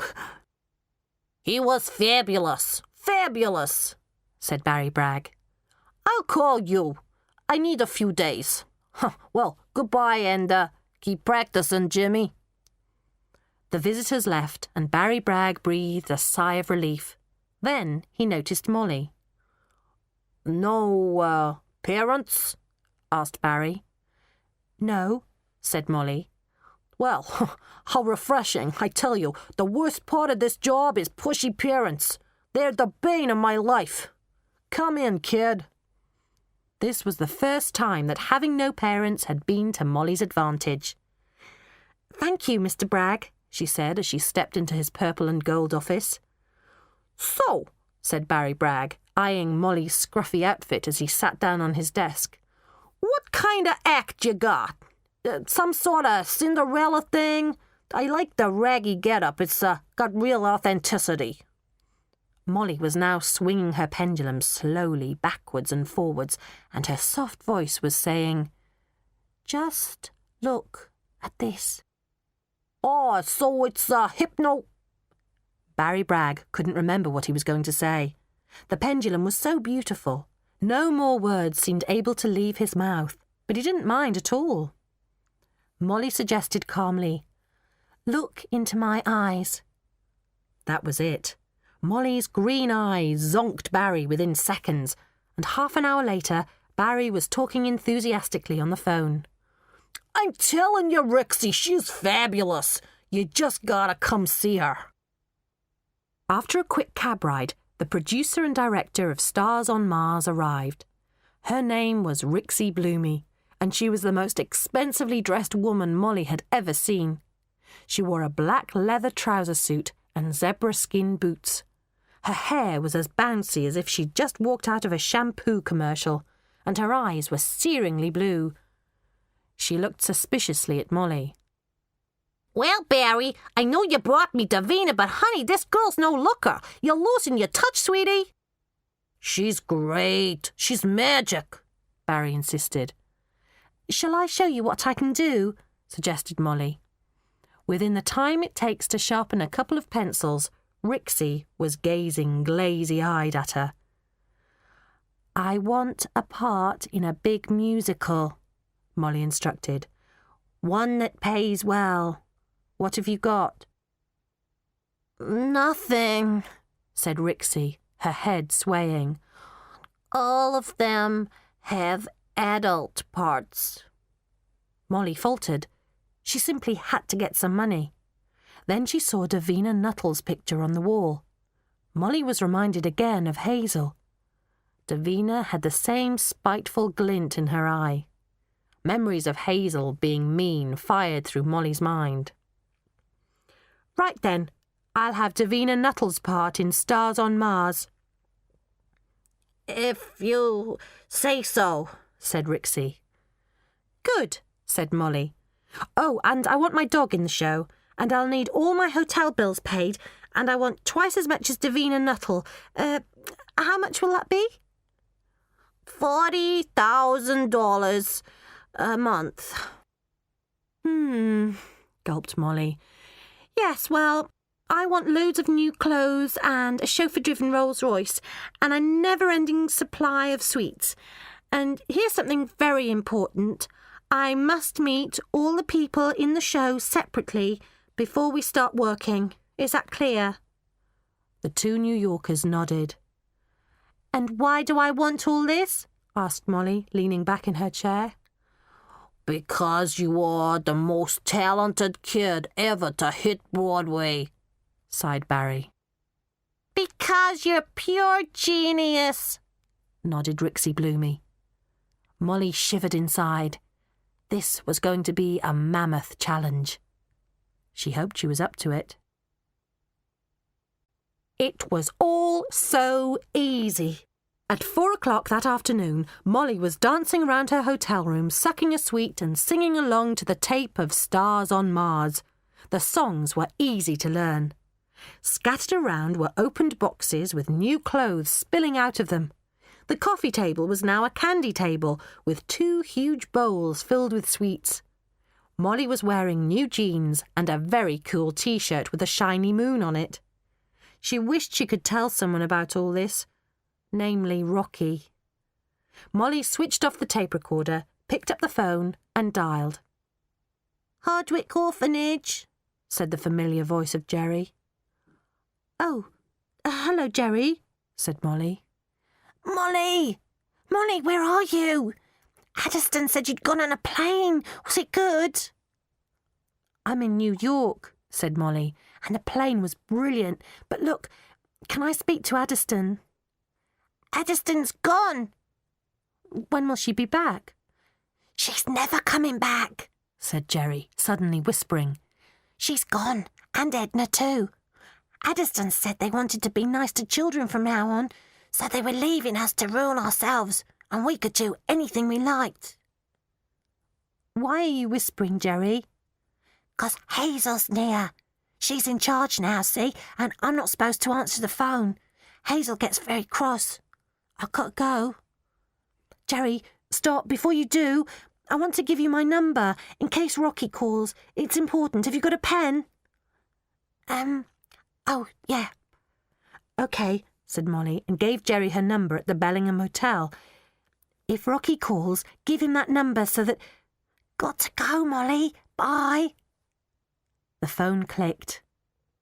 Bye, murmured Molly. not at all confident that Jerry would relay her message. And the idea of the orphanage being run by Hazel was horrifying.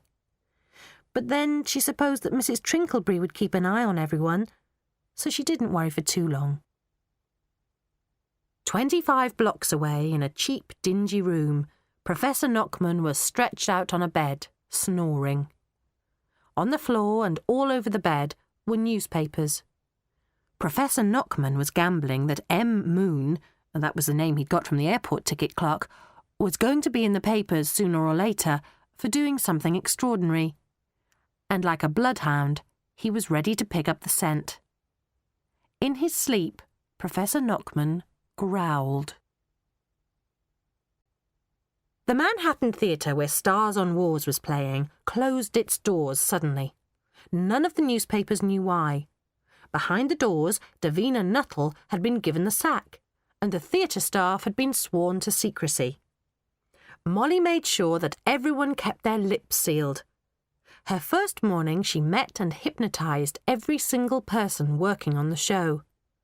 Then rehearsals began.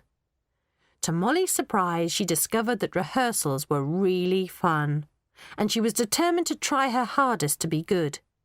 Of course, whatever she did, the rest of the cast thought she was fantastic. When she sang out of tune, no one noticed. When she got the dance moves wrong, no one cared. Her tap dancing was useless, but everyone thought it was perfect. But Chula was enjoying it too. She looked really sweet in a red astronaut's outfit, and she joined in the dancing. Then, on her third day at the theatre, came a meeting that Molly wasn't expecting. Molly was in her dressing room when she heard a horrible, screamy voice in the corridor. Where is she? She's in there, Miss Davina, a sequined chorus girl said sympathetically. But Davina, don't be too cross. When you meet her, you'll see why. You'll like her. Like her? Yelled the voice furiously. Like her? She's just ruined my career. She's stolen what's mine. What's the matter with all of you? You know I made this show. When Davina stormed into Molly's dressing room, Molly was ready. So, said Davina, slamming the door behind her. Who do you think you are? How dare you? Then her mouth plunged open. Are you Molly Moon? She said in disbelief. Close up, Davina didn't look anything special. Without stage makeup, her face was pale. Her hair was blonde but limp. Her eyes were bulgy and had grey rings underneath them. But she was sparkly in the way she dressed. She was wearing purple velvet with high-heeled purple suede boots and a string of green gems round her neck. Molly was wearing an astronaut suit, which she'd been trying on for size. But you're so ordinary, said Davina, amazed. So are you, said Molly, equally bewildered. They said you were really, really special, said Davina, too dumbstruck to register Molly's remark. How could someone as lumpy-nosed as you take my part? Then, grinding her teeth, she took a step towards Molly and in a calm, charming voice said, That's my costume. You better give it back. Her eyes fixed Molly's. Molly calmly looked back and suddenly noticed that the pupils of Davina Nuttall's eyes were huge. More than that, in fact, they were spiralling and dark, like swirling black whirlpools. Molly felt unsteady, as if the ground was starting to disappear. Quickly, she concentrated and gave Davina a strong blast of her hypnotic eyes. But Molly was shocked to find, as she increased her voltage of glare, that Davina's eyes had a strong pull. With every ounce of focus that she possessed, Molly stood firm, until the ground felt balanced again under her feet. This was a big surprise. Davina Nuttall could sing and dance, but on top of this, she had the gift. She had the gift without really knowing what it was. It wasn't as finely tuned as Molly's, but she obviously used this power over other people to influence them. You're so plain, so ugly, Davina was saying. You're not the sort of girl anyone would like to watch on stage. It's all gonna go very wrong. So why don't you just give up? You're not made for stardom. You're just too boring. You got no charisma, and your dog is revolting." Petula whined, and Molly determinedly increased her eye-beam again. But Davina's angry glare shot back. It was a tug-of-war between green and blue eyeballs. Molly's hands began to sweat. She was concentrating so hard that she couldn't even begin to think how to use her voice. Molly wondered what would happen if Davina managed to hypnotize her. Maybe Davina would rob Molly of all her powers and leave her empty-headed, a tramp on the New York streets. It was a future so scary that it gave Molly a surge of energy. With a sizzling knockout stare that made Molly's hair stand out from her head, the tension snapped, and Molly had won. Davina looked away. In a shaky voice, she said, "I don't know how you've done it. You may have won everyone else over, but you won't win me. You're just an ugly country girl." Breaking down in loud sobs, Davina stumbled away. Molly was exhausted and shocked. She had never expected to meet someone who had the gift. Molly wondered how many other people there were in New York who unconsciously used their untutored hypnotic powers to get by. Then Molly wondered how many there were who had those powers and knew exactly what they were doing. Maybe there were people out there even better at hypnotism than Molly. That night, the New York Tribune had shocking headlines. "Broadway Brawl, Davina Nuttall makes way for a new kid on the block."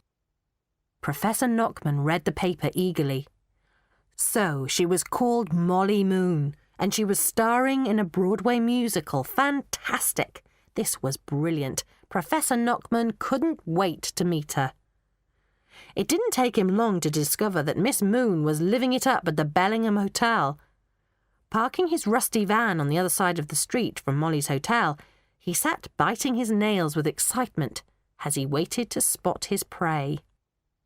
As the working day started, a silver Rolls-Royce pulled up. A porter opened the hotel door, and at last, Knockman saw Molly Moon. She was dressed in a white mink coat with a fur cap to match, and her feet were in cream-coloured knee-length leather boots. Under her arm was a flat-faced pug. The girl looked like a starlet, altogether different to the scruffy one Knockman had seen in Briarsville. Knockman was beginning to respect this small-town girl. She had exceptional talents, and he was sure he was the only person in New York who knew her secret. From that morning on, Professor Knockman kept close track of Molly's movements, and the more he watched her, the more convinced he was that if he could get his hands on the hypnotism book, he would be able to carry out the most ambitious crime of his career. For Knockman was a professional crook, and if he got his hands on Molly Moon, he was going to become the greatest criminal of all time. Whenever Molly left the theatre or arrived at the Bellingham Hotel, there was always a flock of journalists. Molly smiled enigmatically, but she never talked to them. All over town, people were gossiping about mysterious Molly, speculating about who she was and where she'd come from. One paper nicknamed her the Cuckoo because she'd stolen Davina Nuttall's part.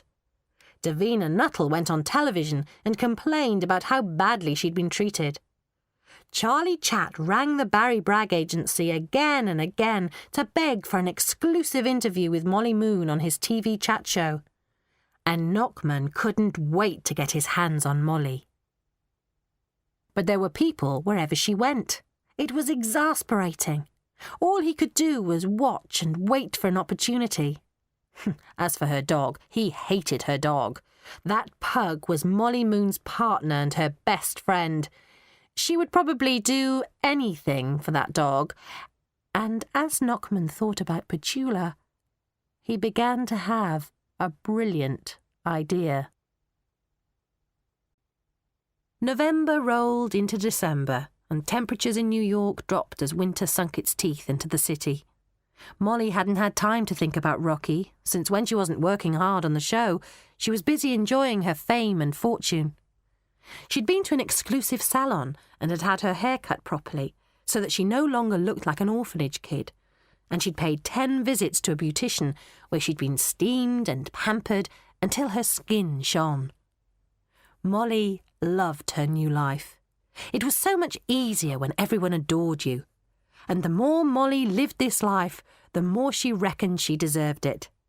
What was more, she began to feel that actually she did have star quality. Everyone at Hardwick House had simply been too uncultured to notice it. After 2 weeks of concentrated rehearsals and hours of practicing, the opening night of the new production of Stars on Mars arrived. Behind the scenes, Molly sat in her cluttered dressing room with Petula on her lap, feeling very nervous. Rixie knocked at the door and popped her face round. Curtain's up in 20 minutes, Molly. How do you feel? Fine, Molly lied. Well, good luck. Although you don't need it, you're a star, Molly. A sparkling star. And everyone will see it tonight. New York's gonna love you. Thanks, Molly said, her stomach heaving. Rixie disappeared. Oh, crikey, Petula, what have I done? Molly moaned. Now the idea of making her fortune by being in a Broadway musical didn't seem like fun at all. The audience would be sceptical, critical, aggressive, and very, very difficult to excite. But worse than that, difficult to hypnotise. Molly tried to pull herself together. The new scene she had written into the beginning of the show, with the new props, would make things easier. 15 minutes, the curtain's up, the tannoy announced. Molly and Petula made their way down the corridor and up the stairs to the side of the stage. Her hands began to sweat and her heart began to pound. Good luck, she heard people saying. She took her position in the cockpit of a silver spacecraft on the stage, ready for takeoff. 10 minutes to go, someone whispered. The orchestra began to play the overture. Molly lowered her head, which felt useless and full of cotton wool. Come on, Molly, you can do it, she said to herself in a low, quaky voice. Then the overture finished, and with a dash of drums the curtain swished upwards. The audience sat with bated breath and feasted their eyes on the new star of the show, in the cockpit of a huge spacecraft with Petula the pug on a seat beside her. A deep voice crackled over the loudspeaker. Ground control to Major Wilbur. We are ready for liftoff. Over. Major Wilbur, with her eyes shut, replied, Ready. Then, slowly, a huge glass window began to lower itself down in front of the rocket. This glass window was an enormous, powerful magnifying glass, and it magnified Molly so much that her shut eyes became 80 times as big. Murmurs of approval filled the theatre.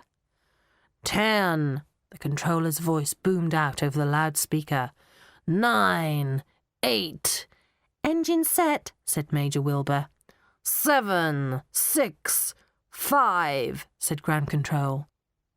We have ignition, said Major Wilbur. 4, 3, 2, 1, and we have liftoff. The roar of rocket engines filled the theatre. Orange lights flashed around the cockpit like fire from the rocket's engine, and then Molly's eyes opened and swept over the audience like lasers. Just look at me, Molly said, in case there was anyone out there who hadn't looked up yet. Just look at me, she repeated slowly. Molly had woven her hypnotic instructions into a song which she had composed.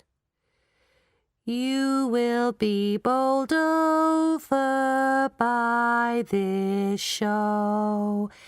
It'll be so good you won't want to go.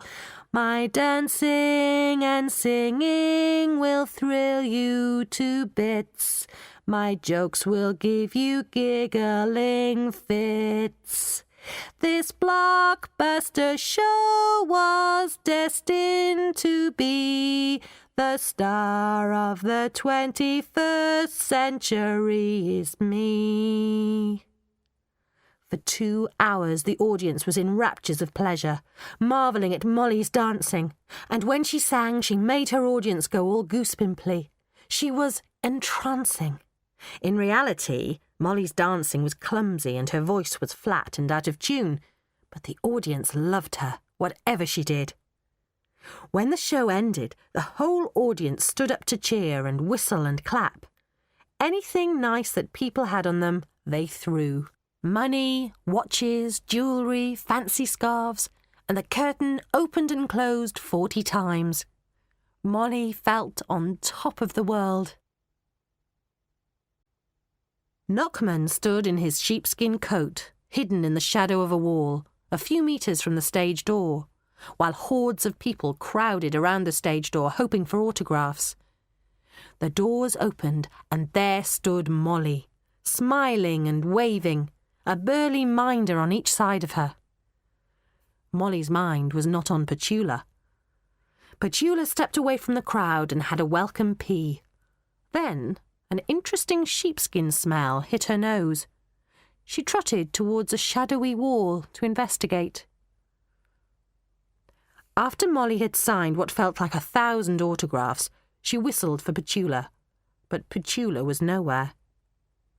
Molly was distraught, but Barry Bragg was already thinking about all the publicity the show would get from Petula being stolen.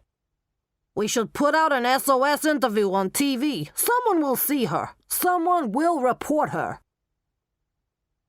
At Sunday breakfast time the next morning, New Yorkers watched Molly's interview with Charlie Chatt. It's so sad, said the infatuated Charlie to Molly, that a night as glorious as last night should be marred by this catastrophe. If anyone out there thinks they've seen a pug dog that looks like this... Molly held up a picture of Petula in her spacesuit. If you can imagine her without the spacesuit on, this is the only picture I have of her. If anyone out there thinks they know of her whereabouts, please could they get in touch with the Manhattan Theatre? There's a reward of $20,000. You see, she's very special to me. She's my best friend, really, although... All at once, Molly thought of Rocky. Although I do have a human best friend too, and if he's watching, I'd like to say hello to Rocky, and I'd love to see him soon. But mainly this message is for Petula, because she's maybe in danger. So please help if you can. Molly conveyed a certain charm over the airwaves, and millions of Americans went to work with Molly on their minds, and on the lookout for a black pug. There was nothing for Molly to do after her interview but go back to the hotel. Molly felt utterly miserable as she thought of the soft, velvety ears that she longed to stroke. And then the phone rang. "Hello?" Molly said hopefully. "I've got your dog," came a heavy voice. "If you want her back, you'll do as I say. First thing is, you say nothing on the phone now. If you say anything, I'll disconnect." He guessed Molly might try to hypnotise him with her voice, and he didn't want to risk that. "You just say okay, okay?" he ordered. "Okay," Molly whispered. "Right," said the man. "I'll meet you at the Boy Scouts bandstand in Central Park at 6:30. If you bring anyone with you, if you get the cops involved, the dog dies, okay?" "Okay." Molly stared at the wall, hardly able to believe that this nightmare was happening. "Okay." The line went dead. Molly looked at her clock. It was already 5:45. Central Park was nearby, but how should she get there? Quickly, she opened her balcony door, peered over the ledge and saw photographers hanging about. Molly thought fast. She rummaged in the bottom of one of the wardrobes and found her jeans, grey jumper and scruffy old anorak. With them on, she looked much less conspicuous. Then, with a wad of money in one pocket and her pendulum in the other, She left the hotel room and made her way to the cleaner's room and the laundry chute at the end of the corridor. As she crossed Madison Avenue, Molly told herself that there was no need to be afraid. This man would simply be another of her victims, and she'd see Petula again. But when she got to the park entrance, her apprehension returned. Taking a deep breath, she went in. The moon had emerged from behind the clouds, throwing its light upon the giant leafless trees. A clammy mist seeped over the ground, and Molly walked ankle-deep in it. Brave as she tried to be, every rustling in the bushes made her heart pound. When she got to the bandstand, no one was in sight. It began to rain. Molly's heart thumped so loudly that she felt it might burst through her ribs. Suddenly, a small, round figure appeared, darting from bush to bush. As the man came up the bandstand steps, Molly saw that he was wearing headphones and strange dark glasses with a spiral pattern in the middle of them. In one hand he was holding a briefcase and, in the other, a microphone. This was wired up to a machine of some sort on his belt. Nervous as he made her feel, Molly concentrated on bringing her eyes up to hypnotic peak. As he stepped under the bandstand's dim light bulb, she looked up at him with her eyes on full glare. "Welcome," she said slowly, intent on putting this nasty rat into a very, very deep trance. But the man took another step towards Molly and pointed his microphone at her. I'm afraid, Miss Moon, your hypnotic eyes will not work on me, since I am wearing anti-hypnotism glasses designed by Dr. Mesmer himself. As for your hypnotic voice, I am not hearing it. This device is processing what you say and scrambling your tone." Molly was stunned. Then she saw the golden scorpion that hung round the kidnapper's neck and saw, horribly clearly, the professor shouting aggressively at the librarian in Briarsville. He was demanding a book by Dr. Logan, the book which Molly had stolen. Molly looked at the professor's extraordinary gear and realised that she was in deep trouble. "Let's get straight to the point," the professor began. "I know your tricks, Molly Moon. I know where you come from and what you've done. That hypnotism book you found was mine. I've known about Logan's book of hypnotism since before you were in diapers." From behind his squirrely spectacles, Knockman stared at Molly. The truth was, deep down, Knockman was actually starstruck by Molly. Everyone else was starstruck by her because they'd been hypnotised, but Knockman actually was. In his eyes, Molly was dazzlingly talented. So he spoke in a more gentle tone. "I've been very put out by you, Miss Moon. It has been extremely tiresome, although entertaining sometimes, to have had to chase you about. I expect something in recompense for my, inconvenience." Molly's heart thumped. Knockman reached into his pocket. "Here," he said, chucking a red leather strap into Molly's lap, "is the pug's collar." "What do you want?" Molly burst out. "Money? I've got loads, just tell me." "Money?" Professor Knockman chuckled. "In an indirect way, yes." Taking a large envelope from his briefcase, he passed it to Molly. "This envelope contains all you need to know in order to help me. I want to borrow your skills for a day." "What do you want me to do?" Molly asked. "Well, the first thing I want is the book of hypnotism," Knockman said lazily. "The second thing is this. I want you to rob a bank." "Rob a bank?" Molly gagged at the words. "I would never rob a bank." "Oh, yes, you would, and you will. Inside that envelope you will find plans to rob Shoring's Bank on 46th Street. It's where every jewelry dealer and every major jewelry owner keeps their stones. The place is stuffed to the brim with rubies, sapphires, diamonds. Every criminal's dream is to crack Shoring's. And I've had that dream since I was a boy." "But you're a professor," exclaimed Molly. "Come on, Moony," scoffed Knockman. "Wake up and smell the whiskey. I'm no professor. I worked at Shoring's as a cleaner, studying the place. I was going to rob the bank myself, but since you stole the book and held me up so much, I thought I'd let you do the job instead." "Thank you," said Molly weakly. "So, I'll leave it all in your capable hands. You should look on this as a privilege. We're going down in history." With that, Knockman turned to go. Molly was left clutching the heavy envelope, horrified. The idea of stealing made her feel sick. But if she didn't, then Petula would die. Molly thought about the money that she'd won at the Briarsville talent competition and the way she'd pushed Davina Nuttall out of Stars on Mars, and she was appalled at herself. Davina might be a spoilt upstart, but at least she'd worked her way to the top. How could Molly despise Knockman for wanting to rob a bank when she had been robbing in her own way? Molly's eyes burned. She longed for a friend to confide in. She needed Rocky. For the first time in weeks, Molly's eyes filled with tears.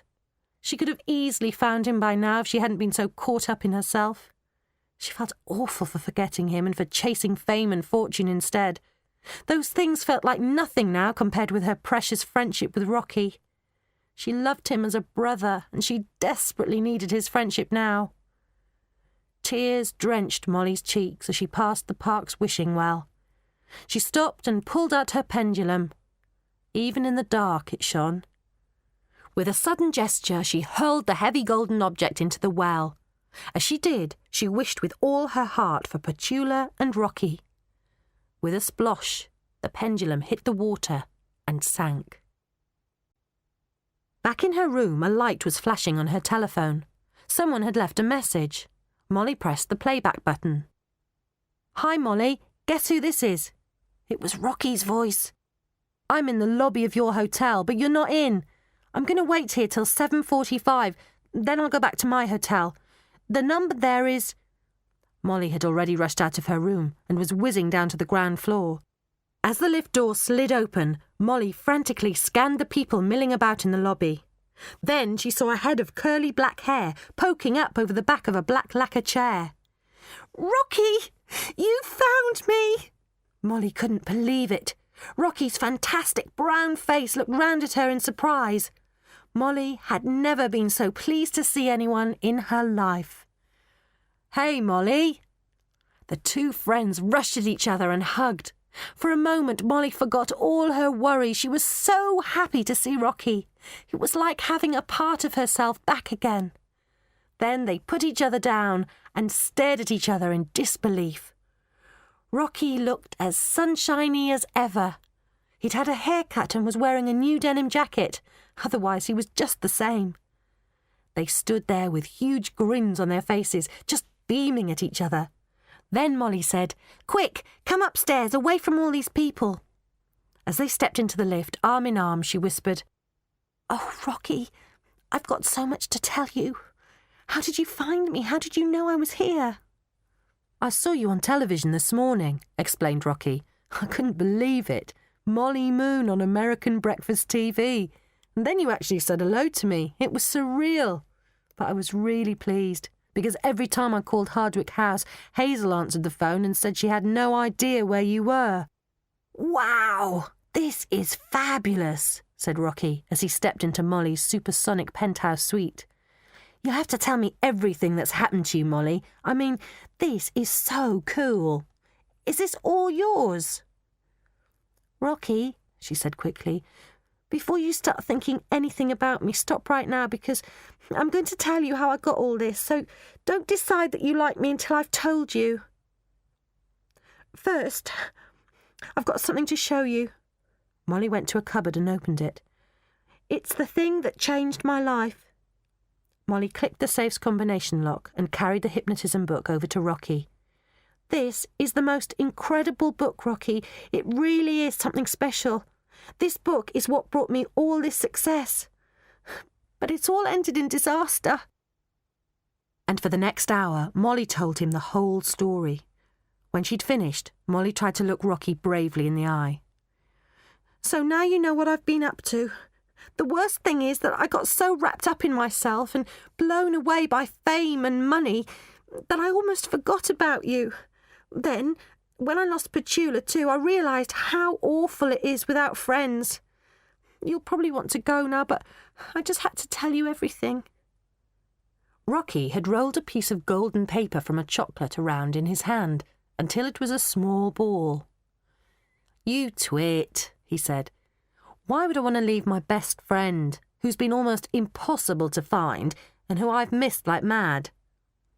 Rocky held the golden ball up and twisted it from side to side so that it caught the light and shone. "I mean, she may be half crazy and have done some things that maybe she shouldn't have, but so what? She's still the best person I know. I mean, look at this ball.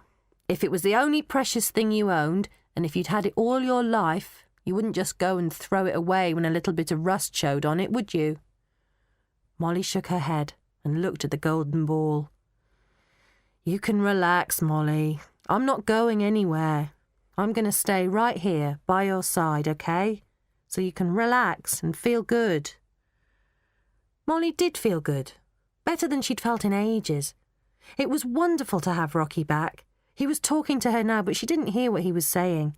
She was just listening to his warm, kind voice, realising how much she'd missed it.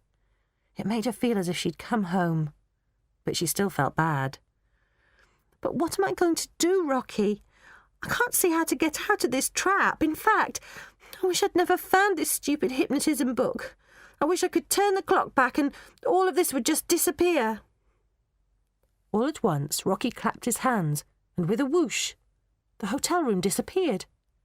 In its place was the wood beside the cross-country track outside Briarsville. Rocky and Molly were sitting on a bench, just as they had been the afternoon of their argument. Molly and he were in games kits with gym shoes on. It was raining and they were wet. Molly nearly jumped out of her skin. "Oh, what's happening? Where's New York gone?" she cried. Rocky smiled. "Your time in New York never existed," he said calmly. "It was all a figment of your imagination, and my imagination too." "But how?" "I hypnotised you," said Rocky. "You hypnotised me?" she said aghast. "Yep. You said, 'I hate this place. In fact, I can't think of a worse place to be in the world. My life is just horrible. You've been cross since this morning because Mrs. Toadley was nasty to you after the word test, and Miss Adderstone has been giving you punishments all week. So I hypnotised you and showed you a worse place to be, which was an imaginary situation in an imaginary New York.'" "So Petula's okay?" asked Molly, shaking from shock. "Yes," he replied. "So Knockman doesn't exist?" "Nope." "And you haven't been adopted?" "Nope." "And I'm plain old unpopular Molly Moon?" "You got it." "Wow," said Molly. Her stomach relaxed and she felt 100 times better. "Wow, Rocky! But where did you learn how to hypnotise? Wow, that story was amazing. Did you just make it up?" "Yep," said Rocky. "But, Rocky, you could probably really hypnotise your way to the top. I mean, you're really good. That felt completely real. I actually felt like I was in New York for weeks and weeks. I can't believe that I really thought I was a hypnotist, and all along it was you. Rocky, your imagination is wild. I can't believe you made that all up. And how long have you been able to do that? When did you learn?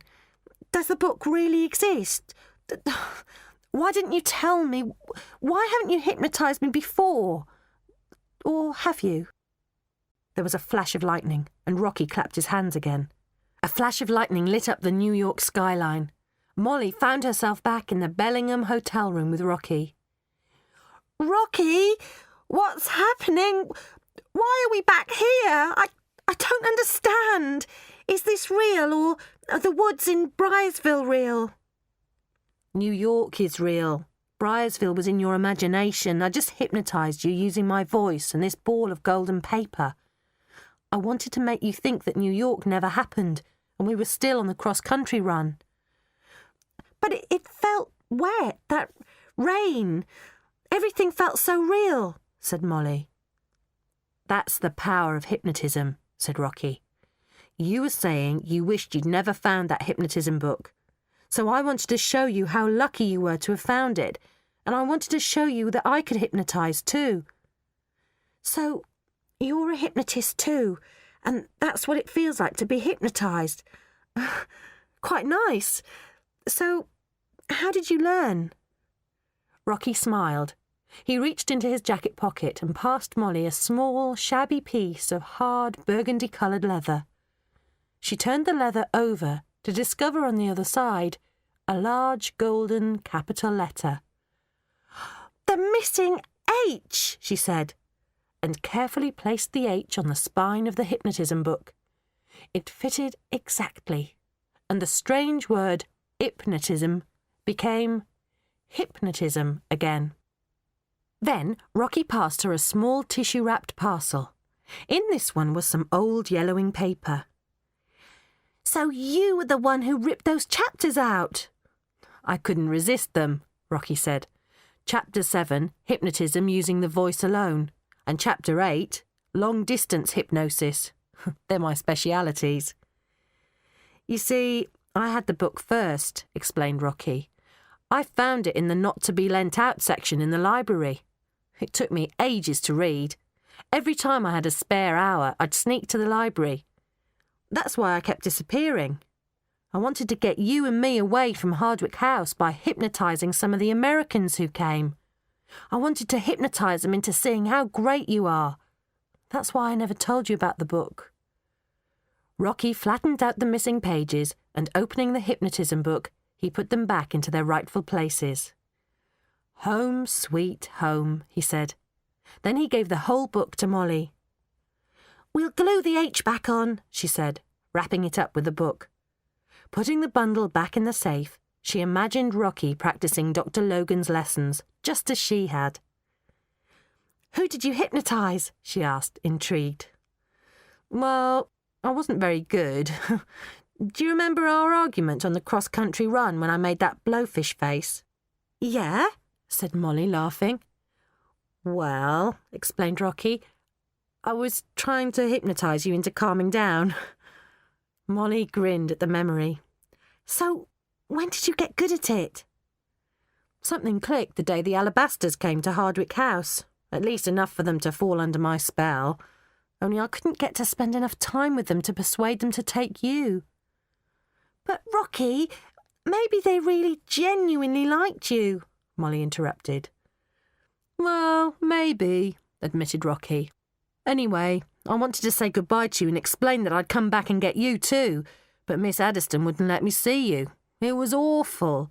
I didn't want to make a scene in case it put the Alabasters off me, and I knew I wouldn't be able to hypnotise Miss Adderstone. I wrote you a note, but I expect Adderstone never gave it to you, and... Oh, Molly, I'm sorry. That's all right, said Molly. I knew something like that must have happened. Real friends are the best thing. Better than popularity or fame or money. Rocky, I'm so glad you found me. But what are we going to do about Petula? And what are we going to do about Knockman and the robbery? Well, Knockman doesn't know about me. At 8, Knockman was in a phone box, dialing Molly's number. Good morning, Molly, said Knockman. I assume you agree to do the job? Yes, said Molly, her voice sounding like an alien through the voice-scrambling machine. And when do you want me to do this? This morning. This morning? Yes, said Knockman. You better not fluff it, Molly, because I won't look kindly on your dog if you mess this up. Shoring's Bank was a huge, austere fortress with walls like cliffs. On 2 balconies were window boxes full of holly. Hidden in the holly were cameras, and security guards were patrolling the bank's entrance. I've got butterflies, Rocky said. You're lucky, said Molly. I've got jellyfish. Inside the bank it was cool and quiet. Green lamps hung down from the high ceiling, and the floor was polished black marble. Molly glanced up at the high barred windows and saw cameras on the walls.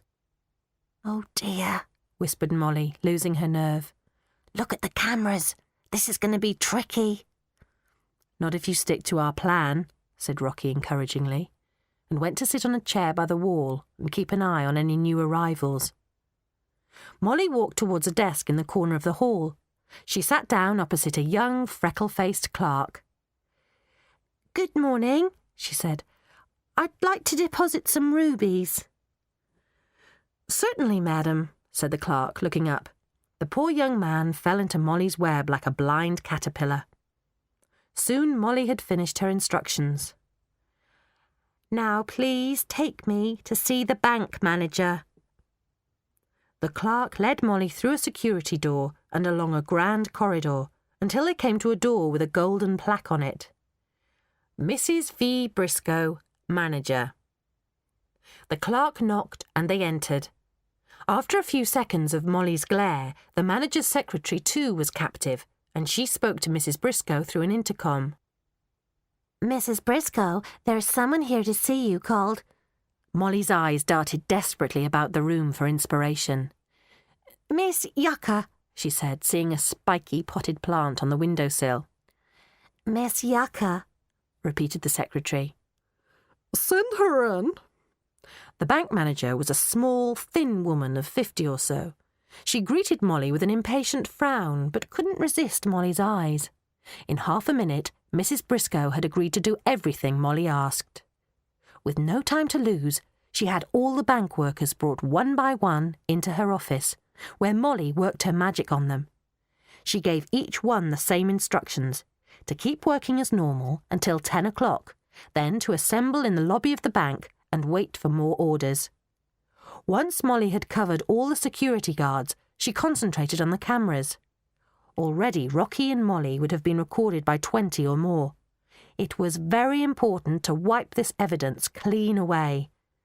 Mrs. Briscoe took her to the video suite, and every camera was switched off. "Now," said Molly, breathing a sigh of relief, "I want you to rewind the tapes and rub off all this morning's film." "Impossible," said the manager. "It goes electronically straight to our records office." "What?" exclaimed Molly. This was terrible. "Wait here," she commanded. With her stomach lurching from nerves, she hurried out to Rocky. "Rocky," she growled, "we've got a problem." After extracting the telephone number of the records office manager from Mrs. Briscoe, Rocky settled down with a telephone and tried to focus.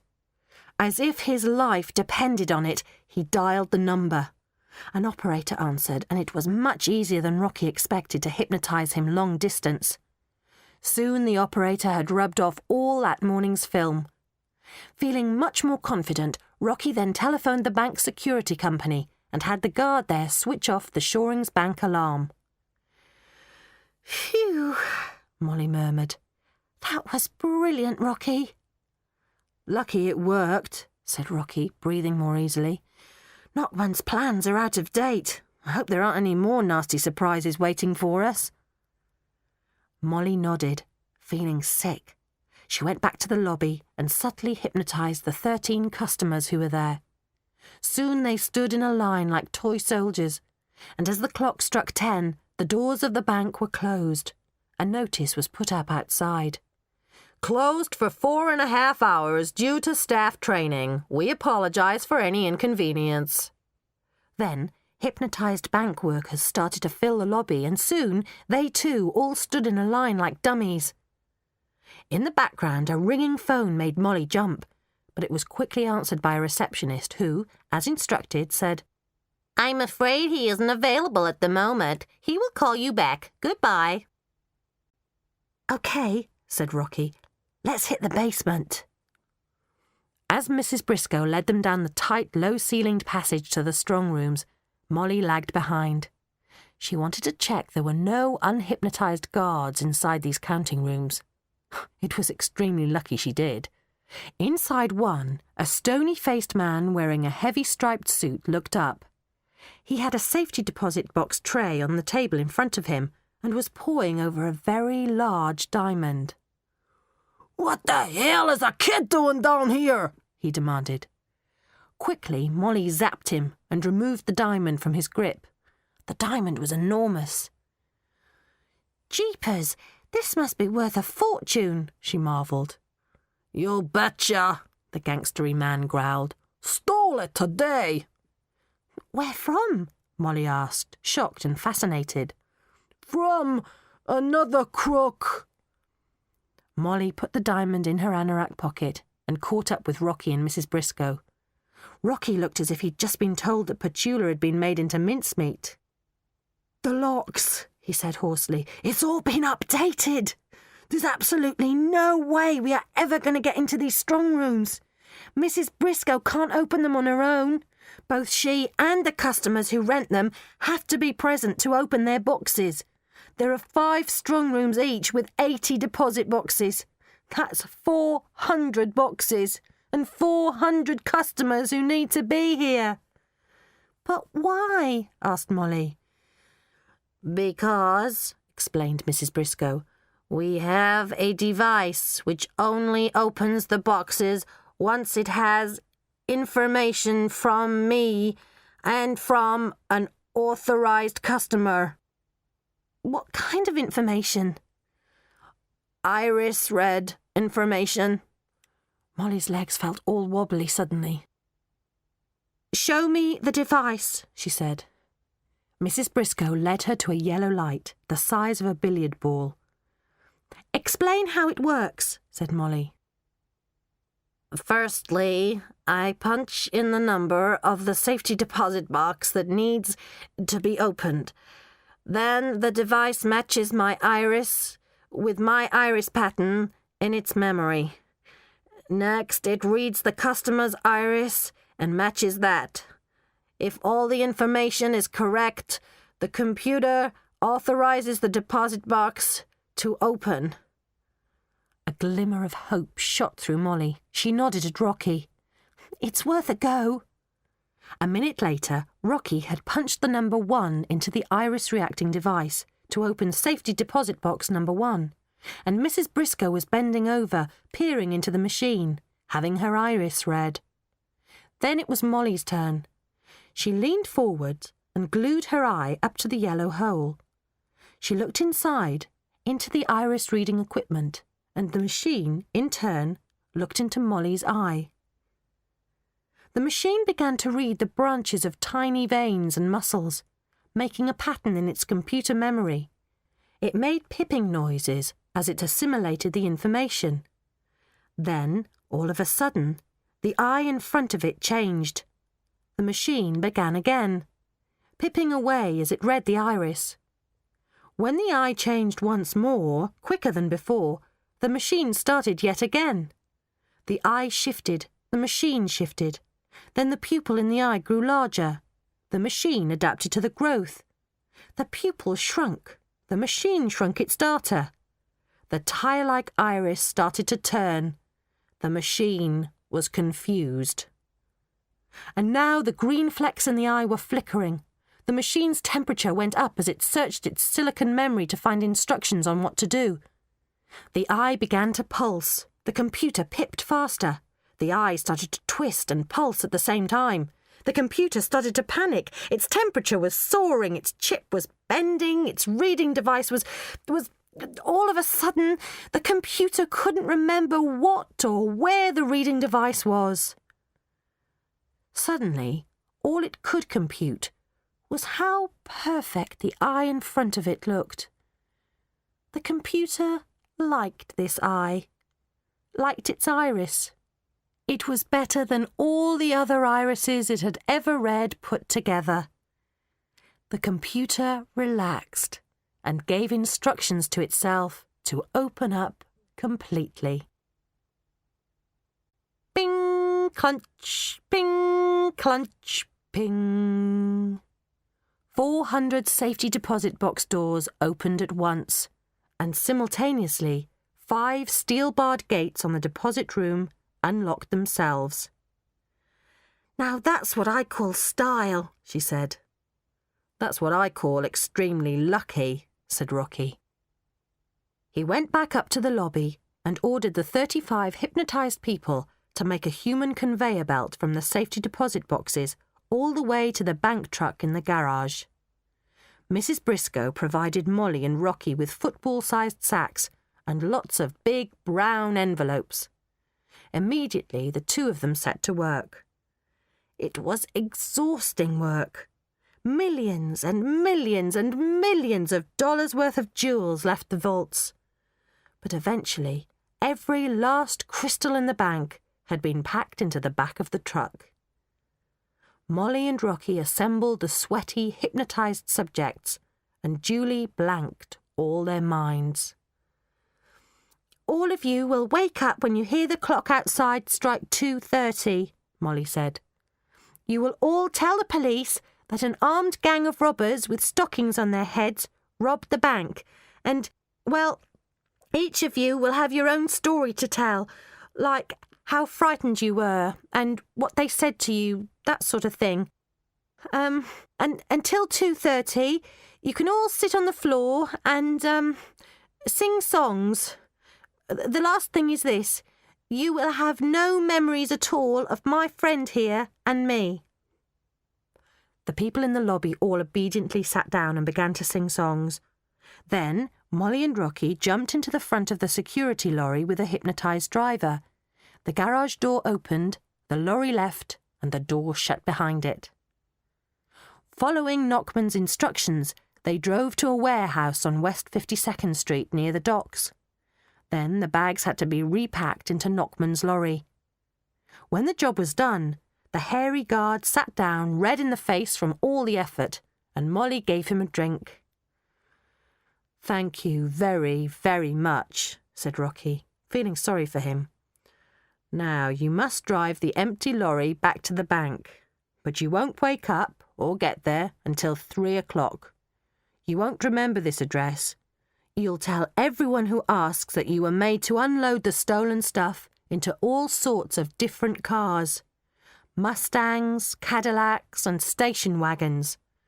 And afterwards, you were tied up and blindfolded, that when you finally broke loose, you found yourself on 99th Street, and you drove back to the bank from there." When he'd gone, Molly sat nervously on a chair, waiting for Knockman to arrive.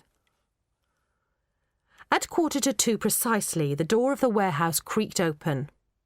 "So, the vehicle's full, is it?" said Knockman. "Yes, it's got everything from the vaults. Every last pearl." "Good. Now the book. That was part of the deal, too." Molly offered it to Knockman. He grabbed it, checking it was the real thing. "Mine," he said greedily. He climbed hastily inside his lorry and started the engine.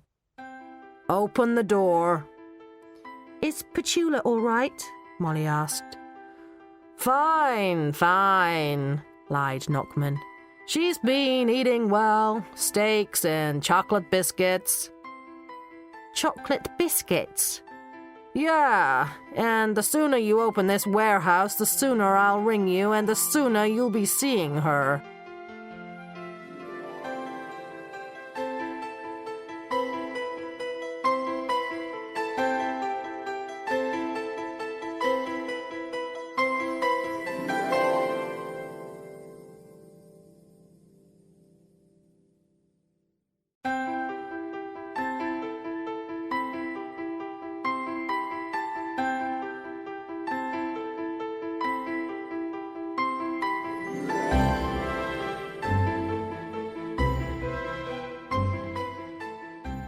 As soon as Knockman got off the road by the docks, he tore off his squirrely spectacles and the earphones from the voice-scrambling device. Then, with his heart racing, he drove off the island of Manhattan over a bridge to Brooklyn, to a small, leafy industrial estate, where he owned a large warehouse, which was crammed to the ceiling with stolen things, ranging from glass goblets to garden gnomes. Locking the doors behind him, he slumped against the concrete wall. "Boy, oh boy, I need a big drink." He collected his bag with a hypnotism book, anti-hypnotism kit and his passport from the driving compartment and unloaded it on a table where a bottle of whiskey and a dirty glass stood. Surrounded by garden gnomes, he poured himself the whole glassful, then poured himself another. Then he began to laugh. Inside the lorry, hidden behind a stack of cartons, Rocky heard him laughing, then a loud shuttery noise as he opened the back. Rocky shrank behind his boxes. "Happy Christmas birthday anniversary to me," Knockman shouted. Grabbing 2 sacks, he carried them over to the table. Rocky crept to the end of the lorry and peered around the edge.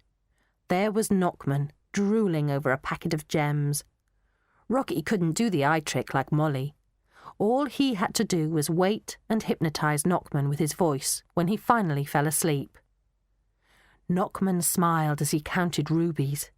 Then he put on his earphones and his squirrely glasses and laughed to himself. He walked over to the lorry. Rocky scuttled back to his hiding place. Casually, Knockman pressed a button and elevated himself up on the lorry's electric lift. Then he heaved the boxes from in front of Rocky and seized him by the wrists. "Nice try," he said, pulling him off the lorry. "I saw your reflection in the side of my whiskey glass." Knockman tied Rocky's wrists behind his back and gagged him, then dragged him across the warehouse floor and into the back room with Petula.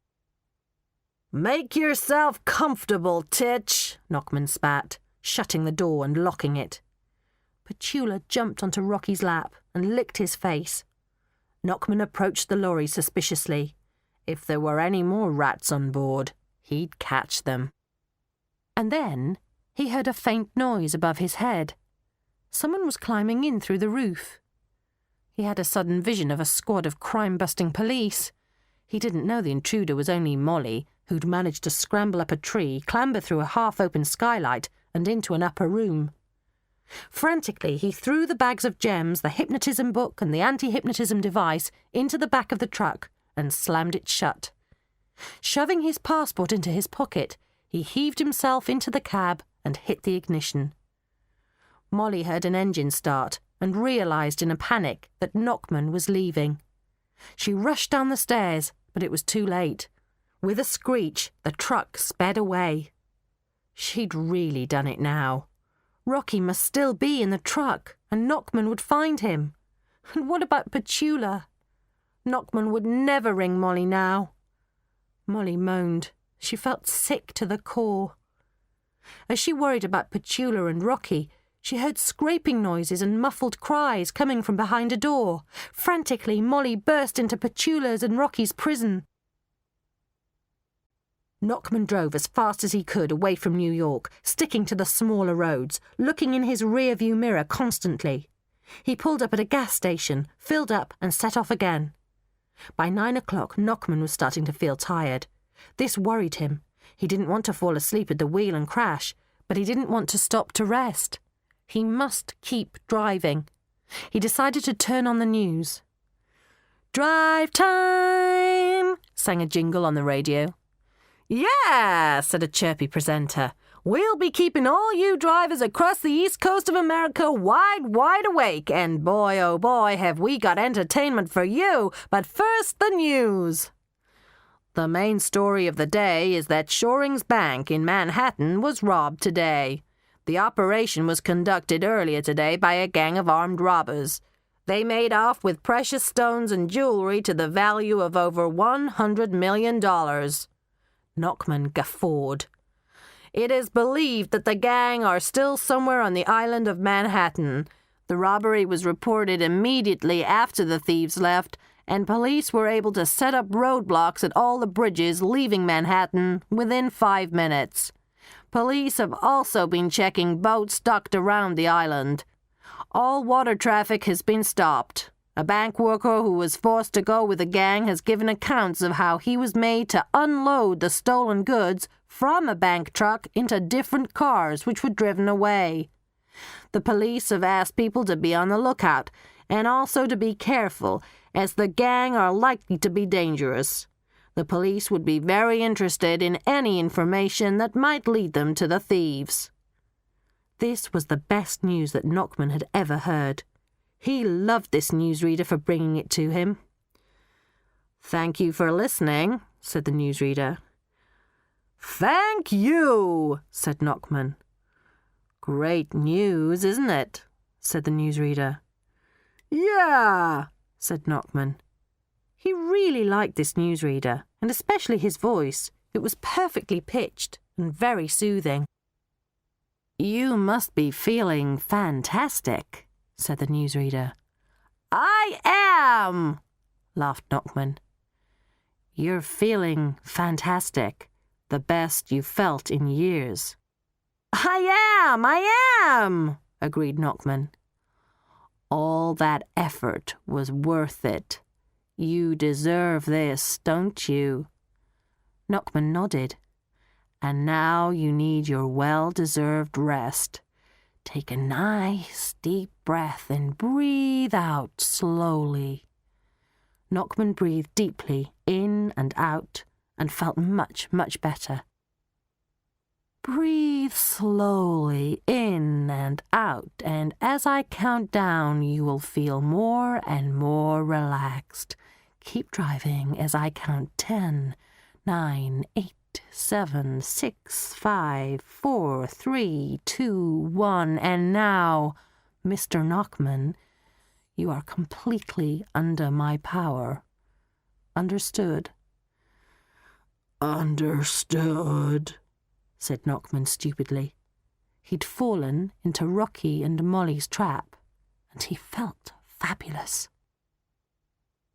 "Now," said Rocky, "I want you to turn this lorry round and drive back to New York, back to the place you left this afternoon. Okay?" "Fine," smirked Knockman. As Knockman drove, the tape in the radio cassette player reeled to its end. As the light faded outside the gnome warehouse, Molly went out to a phone box. She rang Rixie Bloomy and told her that she was too upset about Petula being stolen to go through with that evening's performance.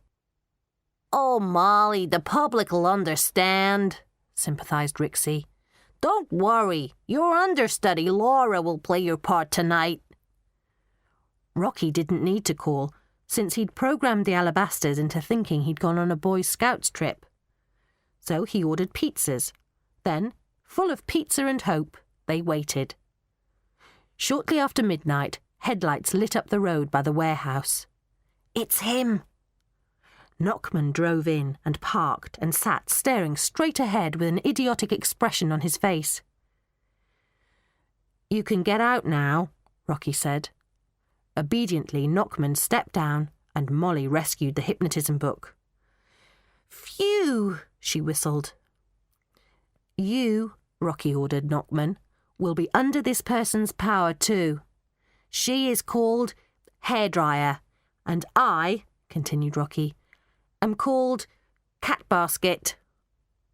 Knockman nodded seriously, and Molly and Rocky started to giggle. Then Petula started barking.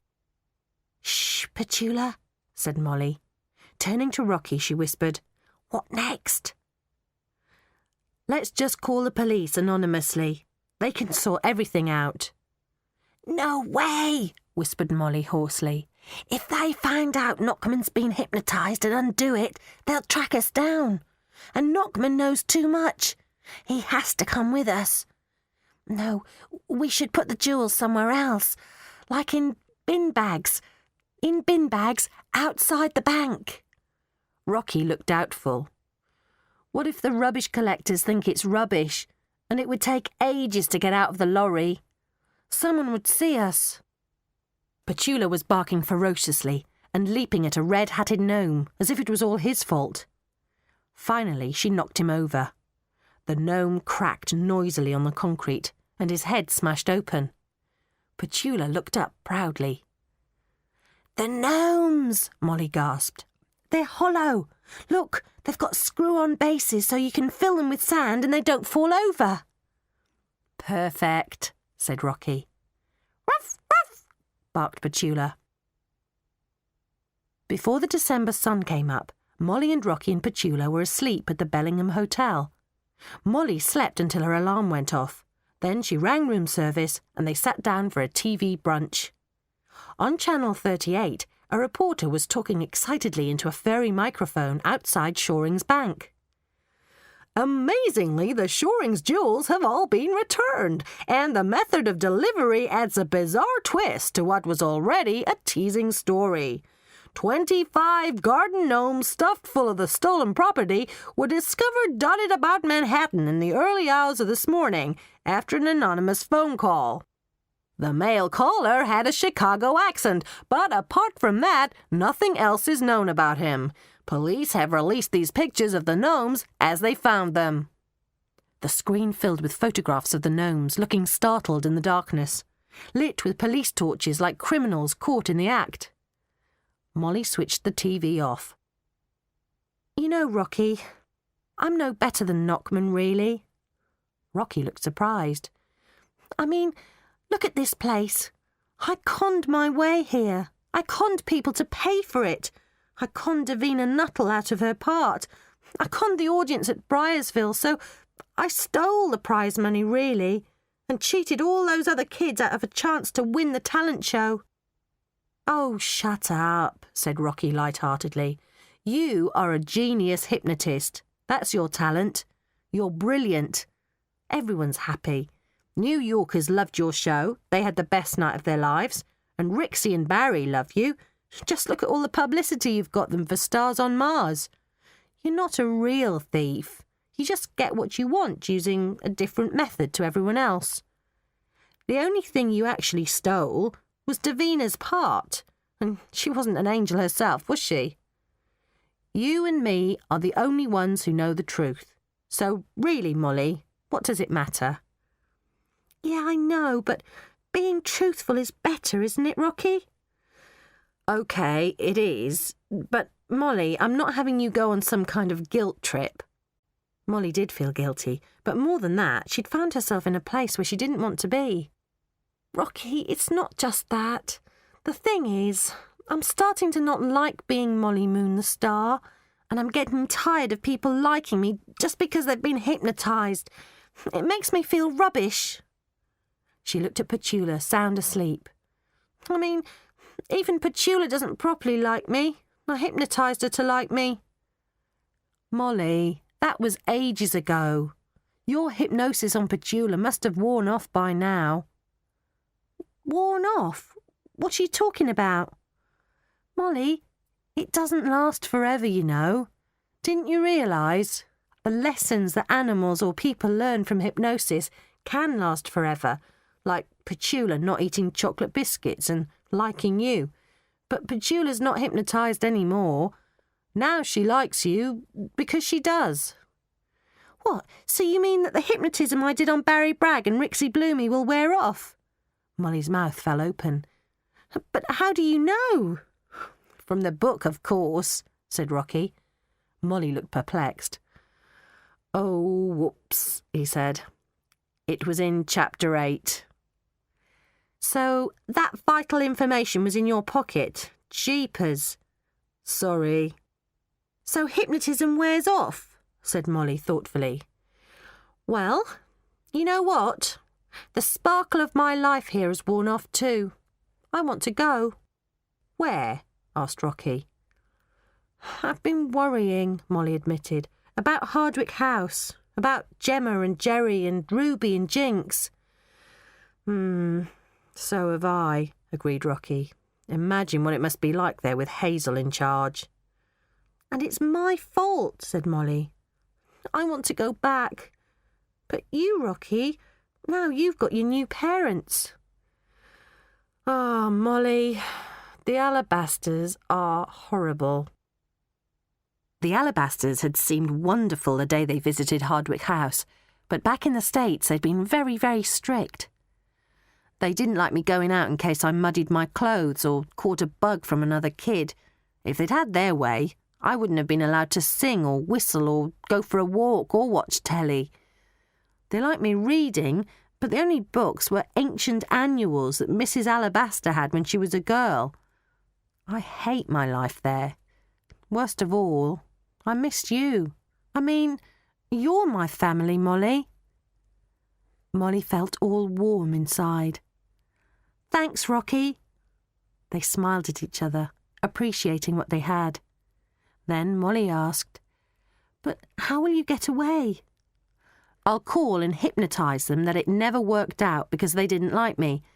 I'll make them think they sent me back and that it was all for the best. And you just need to make a few phone calls." 10 minutes later, Molly was on the phone. "Yes, Barry, Petula got returned in the night, but the whole kidnap thing has freaked me out, and I've decided I want Davina to have the part back. I want to take a long break." "I see," said Barry. "Well, Rixie and I in the cast will miss you." "Thank you. I'll miss you too. Now, Barry, listen carefully. You must pay the hotel bill, and I want some wages. How much do you think is really fair?" "Well, considering the amount you cost to keep, balanced against the great publicity you got the show, well, I think, $30,000. "OK," said Molly, very pleased. "Great. Please, will you get that delivered in cash to the Bellingham today?"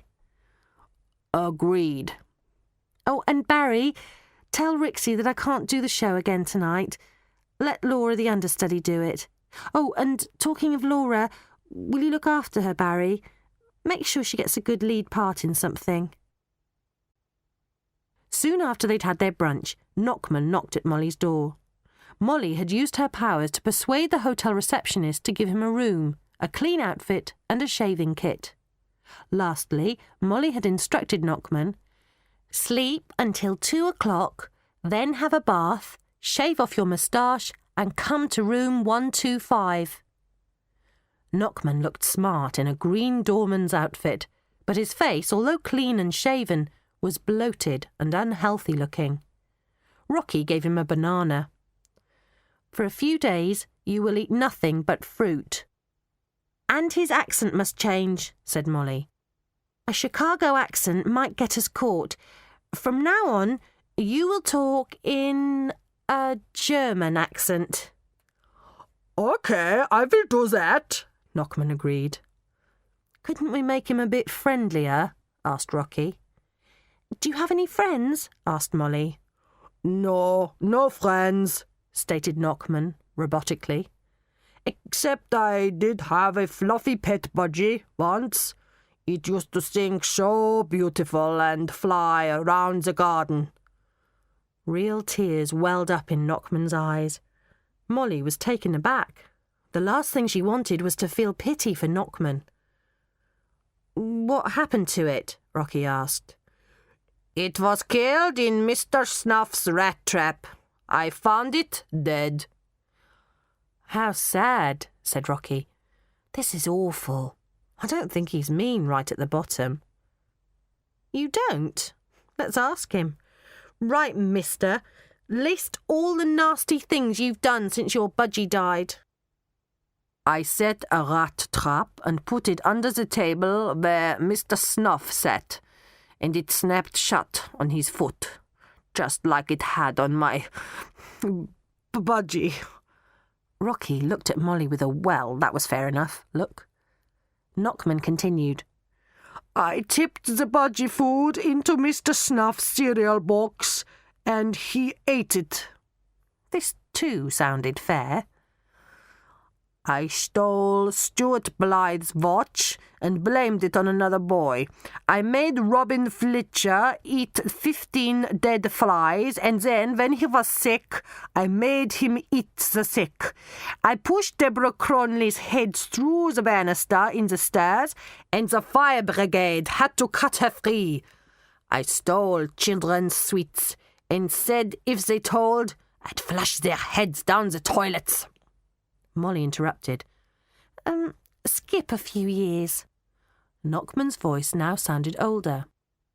"I stretched string in between 2 posts near the nursing home and tripped up old Mrs. Stokes so that she broke her nose. Then I tripped up the blind man. and stole his wallet. Stole his wallet? Molly was really shocked. And later? Later, Knockman's memory fast-forwarded. Later, I learned to steal anything I could steal, and to sell to a second-hand store. This was the start of my career. And how old were you then? 11. What else? I stole a girl's bicycle and locked her in a storeroom. No one knew she was there for a day and a night. I got small kids to steal from their parents. If they told, I beat them up. What about the recent years? Well, explained Knockman in a flat voice, I managed to persuade an old lady to give me her life savings for a stray dog home. $150,000. I bought my warehouse and set my business up. Rocky made a face as if he'd just swallowed a pickled egg. Your business? Yes, I deal in stolen goods. Not any more you don't, said Molly. No, agreed Knockman. No. So, continued Molly, what do you consider was the highlight of your career? Ah, said Knockman, his hypnotised eyes going all dreamy suddenly. Well, the best thing I ever discovered was a hypnotism book. The old lady, she told me all about it.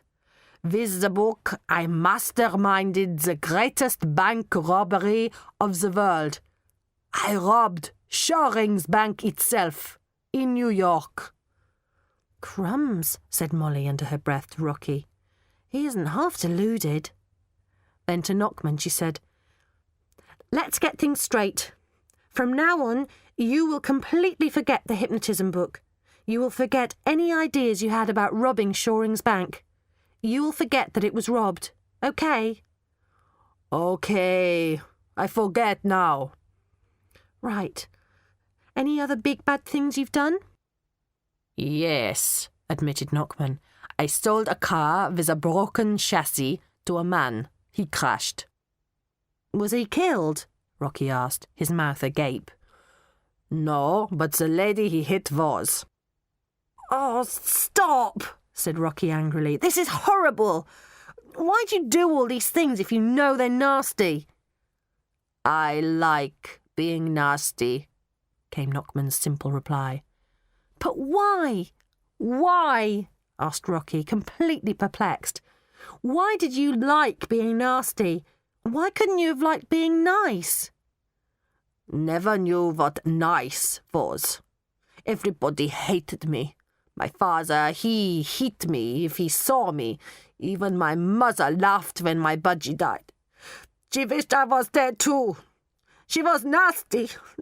I learned the nasties from her, not the nices.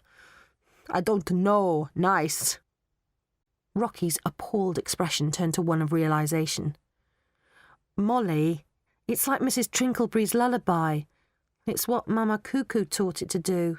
She taught it that pushing is best. Molly slowly nodded. How could she blame Knockman for being unkind if he'd never been treated kindly himself? If his cuckoo childhood had only taught him spite? You're right, Rock. I almost hate to feel sorry for him, but you're right. I suppose it's not surprising that he's mean, if no one taught him otherwise. Then she added, And you and me thought our lives had been bad. Yeah, sighed Rocky. At least we had Mrs. Trinklebury and each other. Perhaps we can teach Mr. Knockman to be a better person. Hummed Molly. I wonder. Then she asked Knockman, Do you feel bad about the things you've done? No. Why should I? Answered Knockman. There's a problem here, said Molly to Rocky. He won't really change until he feels sorry for what he's done, until he realises how much he's hurt people. I reckon we need to tap into the one thing we know upset him. His budgie. Yep. Molly turned to Knockman. What's your first name? Simon, said Knockman. Well, Simon, first I want you to do a dead dog impersonation. On your back, with your arms and legs in the air. Yes, that's right. And now bark. Woof, woof, woof, barked Knockman from the floor, his legs and arms waving. Good, continued Molly. Now, I want you to imagine what it was like for Petula, that pug dog you stole, to be treated badly by you. So just think about your poor dead budgie. Oh, howled Knockman pitifully. There, said Molly. He's learning. Now, shouted Molly over his wailing, whenever anyone says hello to you, you will get on your back and bark like this and feel like this and imagine how Petula must have felt kidnapped by you. Now, said Rocky, getting the idea, for all your other bad behaviour, whenever anyone says good evening to you, you will remember the nasty thing you've done that person reminds you of, and you will tell them what you did, remembering your budgie again, OK? ooh, OK, nodded Knockman. That should get him thinking, shouldn't it? Said Rocky. Most definitely, agreed Molly. Right, you work for us, Mr. Knockman. You will do everything we ask. We will treat you well, and you will be very happy working for us. Now, you may wake up. Molly clapped her hands. The plane touched down in England at 6 o'clock in the morning. Rocky and Molly felt very disorientated, but they were excited to be back and decided it would be cool to travel in style. So they chartered a helicopter.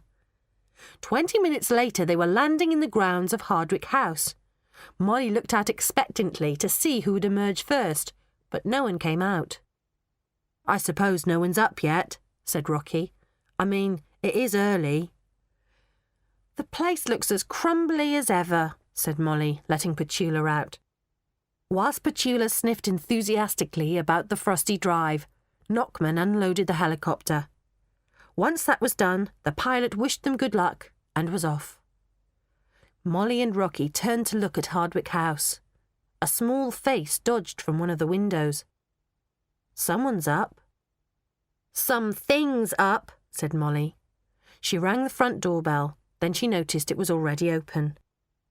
The first thing that hit Rocky and Molly was the smell. The hall smelled of decayed food and rubbish and dirt. The black and white checkered floor was so dirty, it looked all black. Yuck, said Molly. It smells like someone's died, said Rocky, and it's cold, like a morgue. Molly winced. Where is everybody? Must be upstairs, said Rocky. Knockman, please bring in the luggage and leave the front door open so we can air the place. Yes, Mr. Cat Basket, said Knockman obligingly, and Molly, Rocky and Petula ventured up the stone staircase. On the first landing, Molly pushed open the door to the room where Gordon and Rocky used to sleep. No one was there, and the place was a tip. Sheets, blankets and mattresses were scattered on the floor. Orange peel, apple cores, old milk cartons, cans, empty baked bean tins and dirty plates were dropped everywhere. The next bedroom was empty too, and in a similar chaotic state.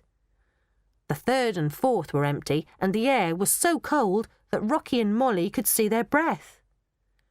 Molly pushed open the fifth bedroom door to find it was jammed with a piece of furniture, but with another bigger push, it gave way. And there were Jerry, Gemma, and the 2 5-year-olds, Ruby and Jinx, huddled together under blankets, their hair mangy and their faces grimy, their eyes wide and scared. What are you doing in here with the doors all barricaded up? Was the first thing Molly asked. The children shrunk towards each other. Gemma, said Molly quietly, don't you recognise me? No, said Gemma. I'm Molly. But, said Gemma weakly, Molly didn't look like you. She didn't have nice clothes like you, and her hair weren't tidy, and her face was different. The little girl wiped her runny nose with the edge of a blanket and shivered. Yeah, Molly had a blotchy face, said Jerry. I am Molly. It's just I'm a bit fatter and better kept, Jerry. Rocky looked very concerned. Do you remember me, Jerry? I'm Rocky. Jerry nodded. And this is Petula. She's changed too. See? She's not fat anymore, and she actually likes running about now. Jerry stared numbly at Petula, who licked his hand. Molly looked anxiously down the row of children. Whilst she'd been fattening up, they'd all been half-starving. They looked seriously ill. As she looked at their little faces, she felt completely responsible for their misery. She leaned over and gave Gemma a hug. I'm so sorry, she said from the bottom of her heart. The little girl clung on to her, and Molly felt how frail and cold she was. Rocky gave Jerry a hug, and then Ruby and Jinx too. Jinx and Ruby began to cry. Is there any food in the house? Molly asked Gemma. Yeah, we still get deliveries like taters and eggs and groceries and stuff, but I'm not very good at cooking, and we ran out of saucepans, but the kitchen's full of rats, so we're scared to go down. So, what have you been eating? Asked Molly aghast. Cold baked beans and bread and fruit and cheese sometimes, if we can get to it before those horrid rats do. But doesn't Mrs. Trinklebury come in and help you to clean and cook? No, said Jerry, piping up. Miss Adderstone gave Mrs. Trinklebury the sack. Adderstone said we'd be happier on our own, but we're not. Jerry, listen, said Rocky. How about if we make you omelette and chips and hot chocolate for breakfast? All four stared at Rocky in amazement. Yes, please, they said. OK then, put on your dressing gowns and slippers and let's take you downstairs, and we light a fire and you can all get warm. In 20 minutes a fire was blazing in the hall hearth, and they were sitting round it warming their grubby feet. Molly wondered where the older children were, but first of all she had to sort out breakfast, so she called Knockman and Rocky, and they made their way down to the stinking kitchen. It was in a diabolical state. Bin bags lay on their sides with rotten food and maggots in them. The sinks were piled high with dirty saucepans, plates and cutlery. Chairs were pulled up to the cooker where the small children had tried to cook. Knockman was very good at cleaning. First he took the kitchen rubbish outside, then he washed up, cleaned the surfaces and started to peel potatoes. Rocky cracked 20 eggs into a bowl and began to whisk them, whilst Molly found 2 trolleys, which she cleaned with disinfectant. Then she went to the back door. Near the doorstep were 2 crates of rotten fish, several more smelly bins and milk bottles with their silver tops pecked by birds. Molly grabbed the milk basket with 5 new bottles and hurried back. A terrific smell of omelette and chips and logs burning soon filled the house. Molly and Rocky watched with satisfaction as the small children ate up. With every mouthful, more colour came back to their cheeks. Tiny Ruby was sitting next to Knockman with a big moustache of hot chocolate above her lip. She slipped her hand into Knockman's. Thank you, mister, she said, blinking up at him. That was the best. Knockman felt something he hadn't felt for years. He felt warm inside. He could hardly believe the feeling. That was my pleasure, he said quietly. Now, said Molly to Jerry and Gemma, tell us everything. After you flew away, Gemma began, Miss Adderstone and Edna left too, but before they went, they sacked Mrs. Trinklebury. They said they wanted to be nice to children from now on, that us children didn't want grown-ups bossing us about, so they said it would be happier for us if they all went. Anyway, Gemma continued, Miss Adderstone said food and groceries would keep being delivered and paid automatic by the bank, And she said we must keep going to school, or else nasty Mrs. Toadley would come here. So we had to pretend Miss Adderstone and Edna were still here, so no one outside knew they'd gone. Then what happened? Hazel took over, said Gemma. And she was worse than Adderstone, whispered Jerry. She was horrible, continued Gemma, and she made us work so hard. We had to cook and clean. She said we had to look really tidy for school, or else Mrs. Toadley would guess we was on our own. And Hazel moved to Miss Adderstone's old rooms, said Jerry.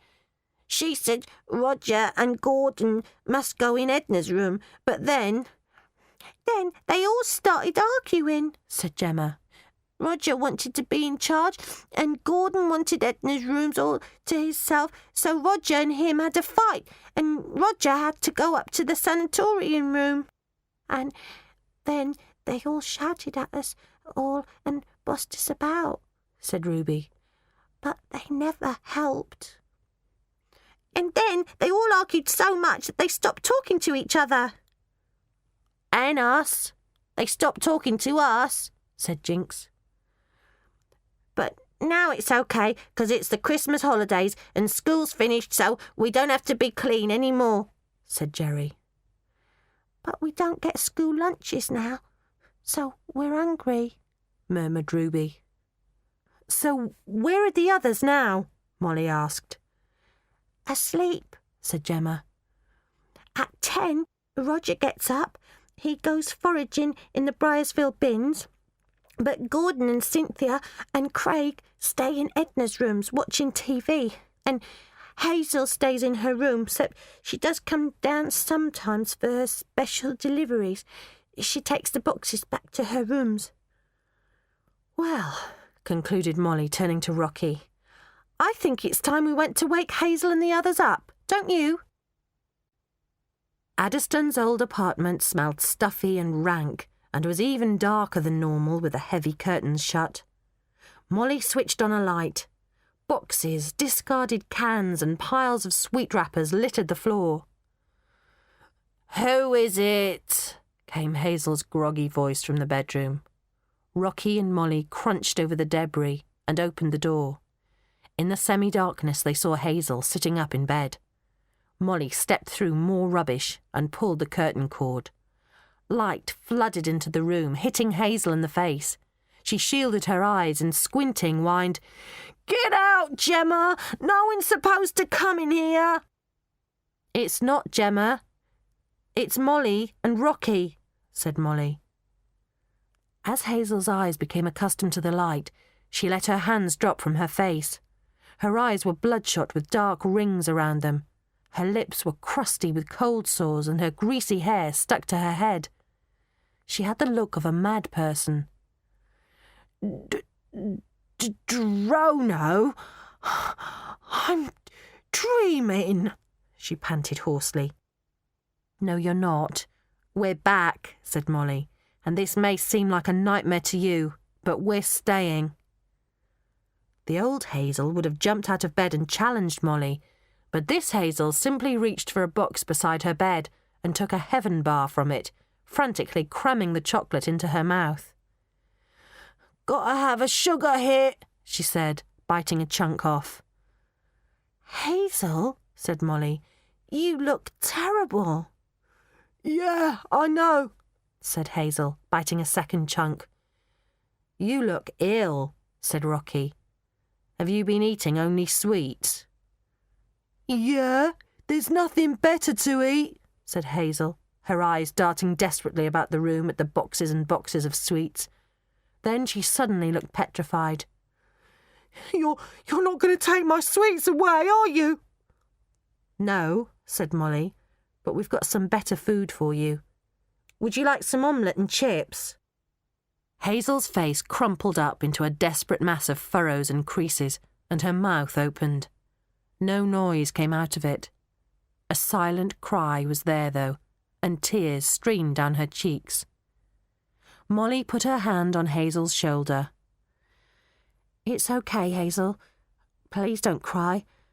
From now on, things are going to be different around here. Good. Hazel managed to gasp between sobs. Molly and Rocky ran Hazel a bath. Then they left to investigate Gordon Boyle's. They found Gordon sitting in an armchair in Edna's rooms, wrapped in a duvet. Next to him, on a sofa under eiderdowns, were the two other big children, Cynthia and Craig. Their eyes were glued to the telly, which had been removed from the common room downstairs. When Rocky and Molly appeared, they all looked up briefly, then turned back to the TV. Gordon's face was anaemic. Cynthia and Craig looked equally ghost-like and sad. Molly switched the telly off. "Hello, you lot. Breakfast, baths, and get dressed." The last person to visit was Roger Fibbin, up in the sanatorium. He jumped with shock when he saw Molly and Rocky. His face was bonier than ever. His sharp nose was pink and dripping, and his hands were purple from cold. His clothes were stiff with grime, his fingernails tipped with muck. What are you doing here?" he demanded. "I'm off. Got to go and check the bins." He looked at a broken watch on his wrist. I'm late. If I don't check 'em soon, they'll be emptied." "Don't worry, Roger. There will be lots of good things to eat from now on," Rocky assured him. And with these kind, promising words, Roger flung his arms round Rocky's neck and broke down in tears. Mrs. Trinklebury was delighted when she got Molly's telephone call. She arrived at Hardwick House jolly and rosy-cheeked like a roly-poly pudding wrapped in a woolly coat. She held shopping bags that were packed with delicious things to cook for supper, and her old knitting bag which was stuffed full with homemade fairy cakes. Once inside the house, she handed these out. "Oh, my word," she said, looking about her. "This place has gone to seed, hasn't it? Dearie me, it smells like an uncleaned kennel." After Molly and Rocky had explained the situation to Mrs. Trinklebury, it didn't take much pleading to persuade her to come and live with them. Molly and Rocky gave her a hug. "You're a star, Mrs. T." They then took Mrs. Trinklebury downstairs to meet Knockman. Knockman had an apron on, and his arms were elbow-high in a sink full of bubbles. The kitchen now smelled of lemony cleaning cream. "Mr. Knockman, this is Mrs. Trinklebury. She's coming to live here, and she's going to be in charge." "And you will get on with her," Rocky whispered quietly. "Ah, hello," said Knockman, taking off his rubber gloves and shaking hands politely. "Nice to meet you," said Mrs. Trinklebury. "You're doing a lovely job of clearing up." "Thank you," said Knockman, smiling. Well," said Mrs. Trinklebury, "as I said, Molly, I'd love to come back. I'll be bringing Poppet, if that's all right." Then she explained to Knockman. "She's my pet budgerigar, and she sings beautifully. I'm sure you'll like her." "You have a budgie?" said Knockman, gazing at Mrs. Trinklebury as if she was a goddess. "Oh, yes," said Mrs. Trinklebury. She pulled on a pair of rubber gloves. "If we're going to slap this place into shape, I'd better get started." By supper time, wonderful smells of a roast dinner were wafting through the orphanage. The building was warm as Mrs. Trinklebury had arranged for oil to be delivered, and the boiler was now running full pelt. Molly and Rocky gave all the children bubble bath and shampoo and brand new soft towels, which Molly had bought. By 8 o'clock, everyone was washed, dry, and wearing something new, chosen from Molly's suitcases. The dining room tables were laid sparkling with glasses and lit with candles, and the fire blazed. Supper was the best Molly had ever had. Afterwards, Molly and Rocky gave everyone presents. Cameras and Walkmans for Hazel and Cynthia, radio-controlled cars and planes for Gordon, Roger and Craig, and teddies and walkie-talkies for Gemma, Jerry, Ruby and Jinx. Mrs. Trinkleberry loved her perfume and the necklace they'd bought her, and Mr. Knockman liked his new suit. When the candles on the table were melted to the size of mushrooms, Mrs. Trinkleberry suddenly tapped the side of her glass with a fork. Everyone grew silent as shy Mrs. Trinkleberry stood up and bravely proceeded.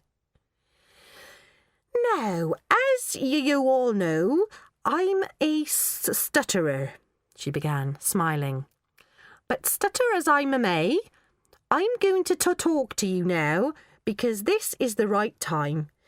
It's the right time because at last our home, Hardwick House, has got happiness inside it." Mrs. Trinkleberry took a deep breath. "Before now, there was a lot of sadness in this building. I used to feel this sadness when I came in to clean, and it almost broke my heart. Because, well, I know what it feels to be alone too. Because when I was a little girl, I had to go to an orphanage too. You see, my dad died when I was 2, and then my mother got married again. Trouble was, her new husband had 3 children, and then he had another 2 with my mum. And, well, they were just too many children, and my poor mum couldn't cope. One of us had to go. And the one that went was me. Now, that never seemed fair to me, and for a long time I hated those other children for pushing me out. But because they did, you know, they were like their dad. He was a brute, and they were brutish too. Then, one day, I heard a song that seemed to be written for me. Some of you know it." Mrs. Trinkleberry smiled at Molly and Rocky.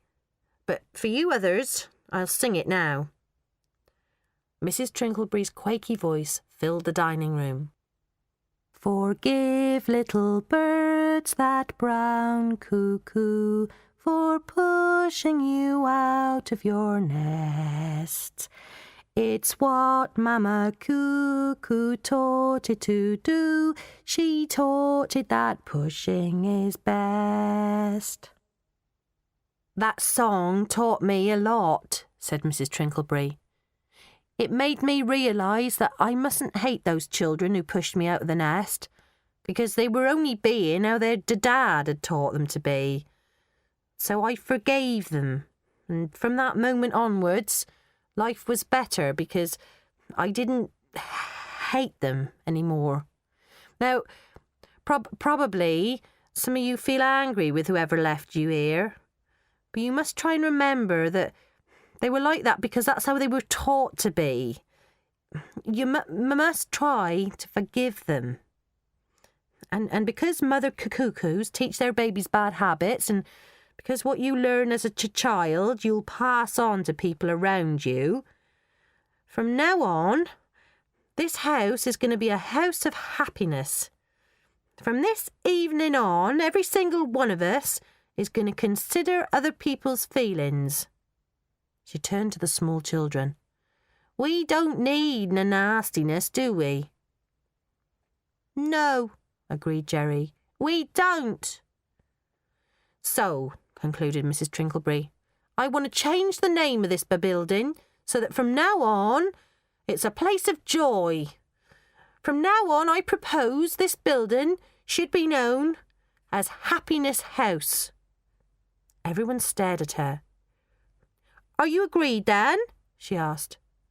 "If you are, raise your glasses to Happiness House." Everyone raised their glasses.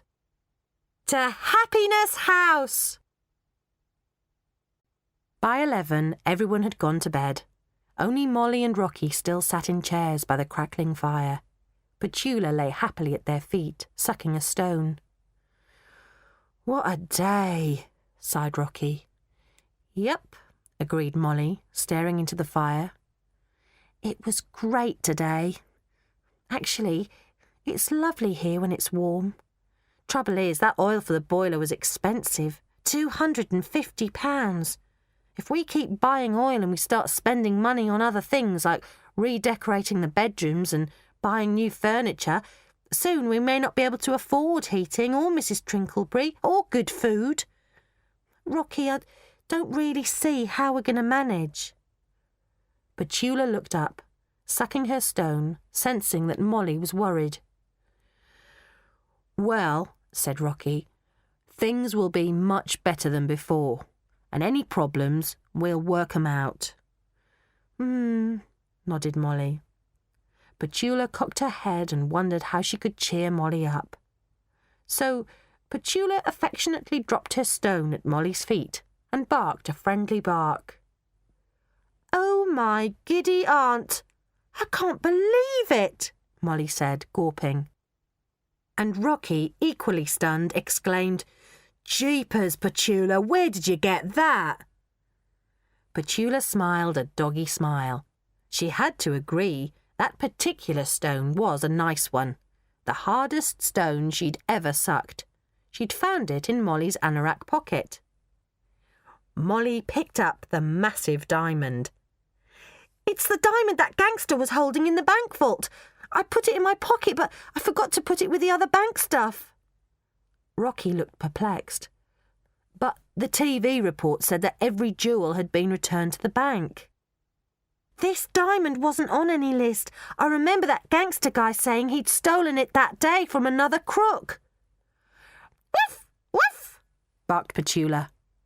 Molly scrunched her velvety ears and a naughty grin spread across Rocky's face. "Better put it in a safe place, Molly." At 4 a.m, Molly woke up. The full December moon was shining through the window, and Molly felt strange, as if something was calling her. She got out of bed, put on her dressing gown and slippers, and took the hypnotism book from under her mattress. As if in a dream, Molly found herself collecting a coat and stepping out into the frosty night. The moon lit the way as she trod the icy road down the hill towards Briarsville. Molly simply felt drawn, and she didn't mind the cold, nor did she feel frightened. She found herself finally at Briarsville Library. As she walked into the lobby, she could see a light on, and there, sitting behind her desk, was the librarian. "Ah," she said, smiling, "so you're back, and perfectly punctually." When she said that, Molly suddenly felt as if she'd just woken up from a very good sleep. Her head was clear, and everything around her looked extra bright. She offered the hypnotism book to the librarian. "Thank you, Molly. I hope it helped you," said the librarian, taking off her spectacles. Molly began to find her bearings. She looked at the librarian quizzically. "What did you mean, perfectly punctually? I can't remember making any arrangement with you." The librarian smiled. "Come and sit over here." Molly sat down at the desk in front of the librarian, and for the first time, Molly looked at her properly. She was a studious-looking woman, but now that she'd taken her spectacles off, Molly saw she wasn't as old as she'd seemed before. She wore her hair in an old-fashioned bun, and some of it was going grey, but her face didn't match it. Her face was young and smooth, and as she smiled, her eyes lit up with kindness. "Molly, I've had my eye on you for ages. I noticed how you'd come in here so lonely and cold and sit by the radiators, and I wanted to help you. I had a feeling you would learn something, well, a lot really, from the hypnotism book. So on that afternoon, when you came in here all wet and bedraggled, I hypnotised you to find it. I thought 3 weeks with it would be the right amount of time for you to have an adventure. So I asked you to bring it back on the night of the December full moon." "Perfectly punctually," Molly said. "That was the phrase I said would wake you up from your full moon walk. You weren't hypnotised to do anything else, by the way. Everything else that has happened was your own adventure." The librarian switched off the light on her desk. "I'm sorry to have got you out of bed. It's ever so late, and I'm tired. I've got to go home, and so have you." Molly was just starting to wake up, and questions were filling her head. "I'm not dreaming, am I?" she asked. "No," laughed the librarian. "But you should be. You should be in bed fast asleep. But let's meet up for tea. You can tell me some of the adventures that you had, and I'll tell you some of mine." "You had adventures using hypnotism too?" "Of course. Everyone who finds they have the gift has adventures." For a moment, Molly was quiet as she thought of how much she'd changed over the last few weeks. She might still be unhappy if it weren't for the librarian. She'd learned so much because of her. "Thank you," she said gratefully. Sorry, I don't even know your name." "It's Lucy Logan." "Like the Dr. Logan who wrote the book?" Molly gasped. "He was my great-grandfather," Lucy Logan replied, smiling again. "But look, you've had enough surprises for tonight. Come back and visit whenever you like, and I'll tell you all about my great-grandfather, and we can talk about hypnotism. All right?" Molly nodded and got up. As she left the library, Lucy Logan waved. "And Happy Christmas, Molly." "Happy Christmas," said Molly, dizzy from the night's revelations. Molly walked back home under the December moon, and as she padded up the country road, thick, soft snowflakes started to fall, and the ground underfoot became white and crunchy. Snow filled the air, swirling about Molly, and she felt truly excited about her life for the first time ever. She liked being Molly Moon, even though she wasn't perfect.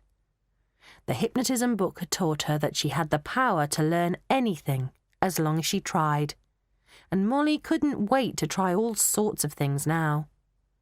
She smiled. This was going to be the best Christmas ever. Molly breathed in the fresh, cold night air and grinned. Tonight, from the top of her head to the tips of her toes, life felt completely magical. And once again, Molly thought how happy she was to be ordinary, plain old Molly Moon. Ahead, the road shone like a silver ribbon in the moonlight, all the way home to Happiness House. 3,000 miles away, 4,000 feet up in the sky over the Italian Alps, a plane was doing a loop-the-loop. In its cockpit sat 2 women, one muscly, the other scrawny. The pilot had a mad glint in her eye and no teeth. Her teeth were swinging below her chin on a string, like a pendant. The strong woman beside her was wearing a T-shirt that had the words, "You better love Italy or else," written across the front of it. As the plane looped the loop again, the bruiser got up. "Fancy una pasta molto, molto bene, Agnes?" Yes, but look, Edna, not spicy. I mean it this time, Edna. Not too spicy."